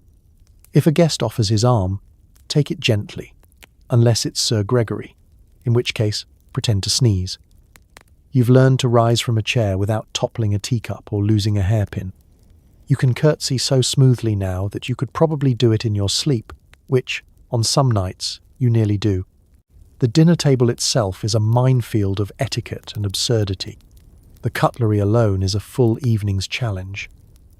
3 forks, 2 spoons, a mysterious knife you suspect is just for show, and the infamous fish fork, which Lord Ashcroft once mistook for a hairpin and nearly affixed to his own wig. You rescue him with a subtle cough and a well-placed napkin, all while pretending you don't notice the latest mustard stain creeping across your petticoat. Seating arrangements are a delicate dance. The regulars have their favourite chairs and their favourite stories, both equally worn. You learn the art of keeping conversation light. Weather, the Queen's most recent portrait, the price of coal. Polite conversation means never mentioning politics, religion, or the fact that someone set the drapes alight trying to demonstrate a new dance craze. If someone brings up the fire last Thursday, you respond with a laugh and a quick change of subject to the quality of this year's gooseberries. Throughout the meal, you monitor your posture, your plate, and the parade of glances from across the table. If you catch someone's eye, you deploy your most neutral smile, the one that says, "I am deeply interested in your story about fox hunting, but not in you personally." A true balancing act. Warmth without invitation, attention without encouragement, elegance without exhaustion. You keep an ear out for trouble. Sometimes the guests get competitive about etiquette, quizzing each other on which fork to use for the pickled onions or which spoon is meant for the consommé. There's always a moment of silent panic as everyone glances at Madame, hoping for a subtle cue. She raises an eyebrow, and the matter is settled, temporarily at least, until someone mistakes the butter knife for a dessert utensil, and all bets are off. Between courses, you practice your exit, gliding smoothly to and from the kitchen, never hurrying, never colliding with a server, and certainly never tripping over the cat. If conversation lulls, you offer gentle praise for the meal or an inoffensive observation about the wallpaper. A lovely shade, don't you think? Not at all reminiscent of mould. You never ever mention the rats. As dessert arrives, so does the opportunity for relief. Conversation grows louder, etiquette grows looser, and everyone relaxes by a single buttonhole. You exchange a sly glance with your housemates, sharing silent congratulations for surviving another evening of Victorian manners, still in possession of your dignity and, mostly, your cutlery. Later, in the quiet of your room, you replay the night's performances, critiquing your bows and fine-tuning your smile for tomorrow. In this world, etiquette is more than rules. It's the art of survival, of hiding nerves behind napkins and turning disaster into dinner-table legend. And as you drift off to sleep, knees aching but pride intact, you know you've once again mastered the real secret of brothel life. Bow, smile, survive, repeat. No one survives a brothel dinner without mastering etiquette, the correct way to bow, the subtle art of dodging lecherous glances, and how to keep a straight face when Lord Ashcroft mistakes the fish fork for a hairpin. You practice smiles in the cracked mirror, curtsying so often your knees ache, and remind yourself that polite conversation is code for "please don't mention the fire last Thursday." Etiquette is your armor, your shield, and your most elaborate performance. Before every dinner, you rehearse the sequence. Enter with poise, bow with just enough humility, hold the eye contact for precisely 3 seconds, never 4, and above all, look as if you've never in your life spilled gravy on an aristocrat's lap, even if you have, twice, and he keeps coming back for more. Madame's pre-dinner instructions echo in your mind. Back straight, shoulders down, no slouching, no smirking. If a guest offers his arm, take it gently, unless it's Sir Gregory, in which case pretend to sneeze. You've learned to rise from a chair without toppling a teacup or losing a hairpin. You can curtsy so smoothly now that you could probably do it in your sleep, which, on some nights, you nearly do. The dinner table itself is a minefield of etiquette and absurdity. The cutlery alone is a full evening's challenge. 3 forks, 2 spoons, a mysterious knife you suspect is just for show, and the infamous fish fork, which Lord Ashcroft once mistook for a hairpin and nearly affixed to his own wig. You rescue him with a subtle cough and a well-placed napkin, all while pretending you don't notice the latest mustard stain creeping across your petticoat. Seating arrangements are a delicate dance. The regulars have their favourite chairs and their favourite stories, both equally worn. You learn the art of keeping conversation light. Weather, the Queen's most recent portrait, the price of coal. Polite conversation means never mentioning politics, religion, or the fact that someone set the drapes alight trying to demonstrate a new dance craze. If someone brings up the fire last Thursday, you respond with a laugh and a quick change of subject to the quality of this year's gooseberries. Throughout the meal, you monitor your posture, your plate, and the parade of glances from across the table. If you catch someone's eye, you deploy your most neutral smile, the one that says, "I am deeply interested in your story about fox hunting, but not in you personally." A true balancing act. Warmth without invitation, attention without encouragement, elegance without exhaustion. You keep an ear out for trouble. Sometimes the guests get competitive about etiquette, quizzing each other on which fork to use for the pickled onions or which spoon is meant for the consommé. There's always a moment of silent panic as everyone glances at Madame, hoping for a subtle cue. She raises an eyebrow, and the matter is settled, temporarily at least, until someone mistakes the butter knife for a dessert utensil and all bets are off. Between courses, you practice your exit, gliding smoothly to and from the kitchen, never hurrying, never colliding with a server, and certainly never tripping over the cat. If conversation lulls, you offer gentle praise for the meal or an inoffensive observation about the wallpaper. A lovely shade, don't you think? Not at all reminiscent of mold. You never, ever mention the rats. As dessert arrives, so does the opportunity for relief. Conversation grows louder, etiquette grows looser, and everyone relaxes by a single buttonhole. You exchange a sly glance with your housemates, sharing silent congratulations for surviving another evening of Victorian manners, still in possession of your dignity and, mostly, your cutlery. Later, in the quiet of your room, you replay the night's performances, critiquing your bows and fine-tuning your smile for tomorrow. In this world, etiquette is more than rules. It's the art of survival, of hiding nerves behind napkins and turning disaster into dinner-table legend.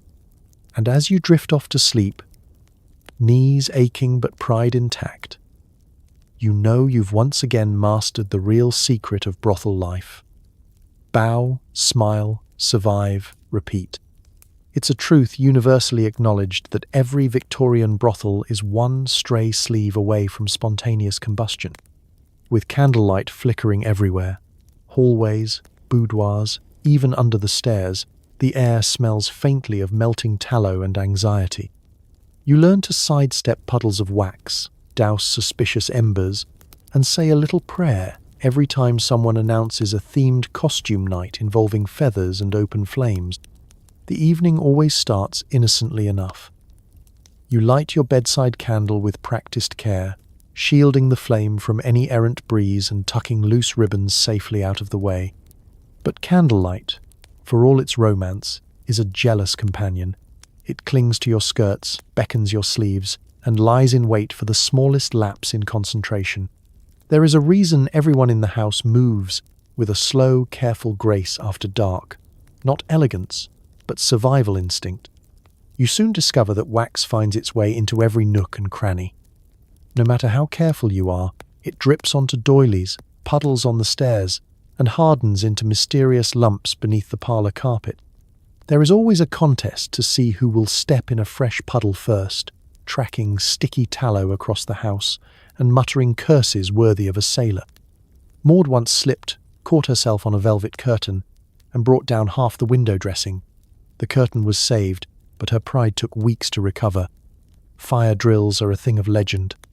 Madam insists they are for the good of the house, though they inevitably devolve into a scramble of nightgowns, shrieking, and the discovery that at least 3 girls have forgotten which door leads to the alley and which leads to the broom closet. Last time, the cat made it to safety before half the staff, wearing an expression of smug preparedness that only Archibald could muster. Meanwhile, someone always forgets their slippers and spends the next week complaining of cold feet and the dangers of unplanned exercise. And then there's themed costume night, a phrase that strikes terror into even the bravest heart. Feathers, tulle and gauze become hazards, each one eager to meet a candelabra and burst into dramatic flame. You recall the infamous Night of the Scarlet Plume, when Lizzie's hat, a masterpiece of millinery excess, met its match in a wall sconce.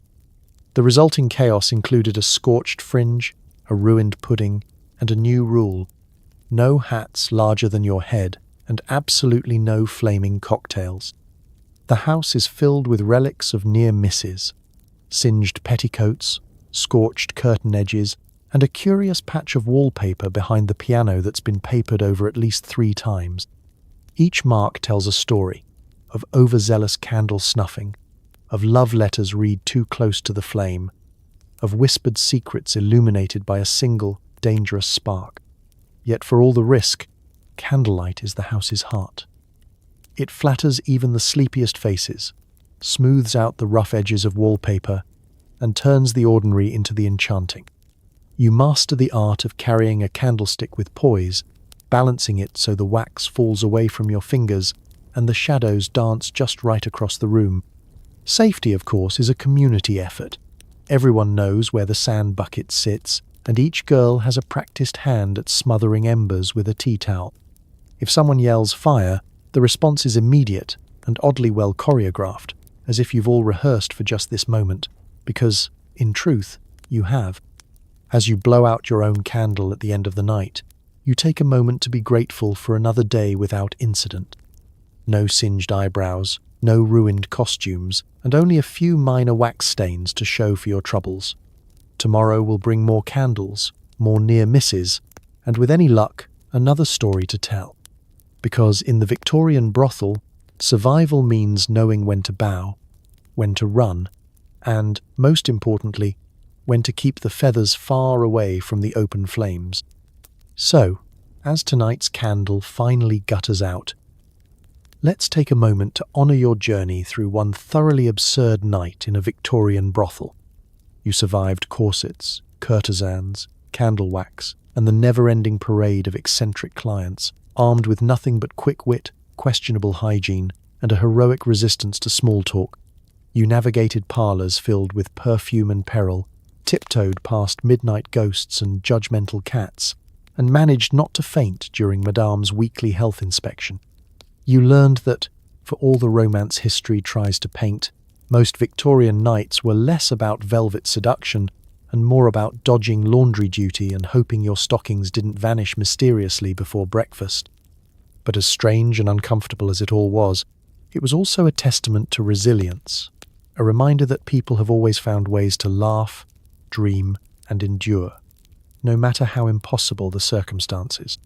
Every secret giggle behind a fan, every whispered plan to escape, every cup of contraband tea in the kitchen at 2 a.m., it all proves that, even in a world of scandals and strict house rules, a little stubbornness and humour go a long way. So tonight, as you settle into your own bed, clean sheets, warm blankets, no bedbugs in sight, maybe whisper a quiet thank you to the survivors of history. They endured gossip, gout, and the Great Cheese Incident of 81 so that you, dear listener, could fall asleep to the gentle hum of modern comforts, free from the risk of an unexpected visit from the Temperance League.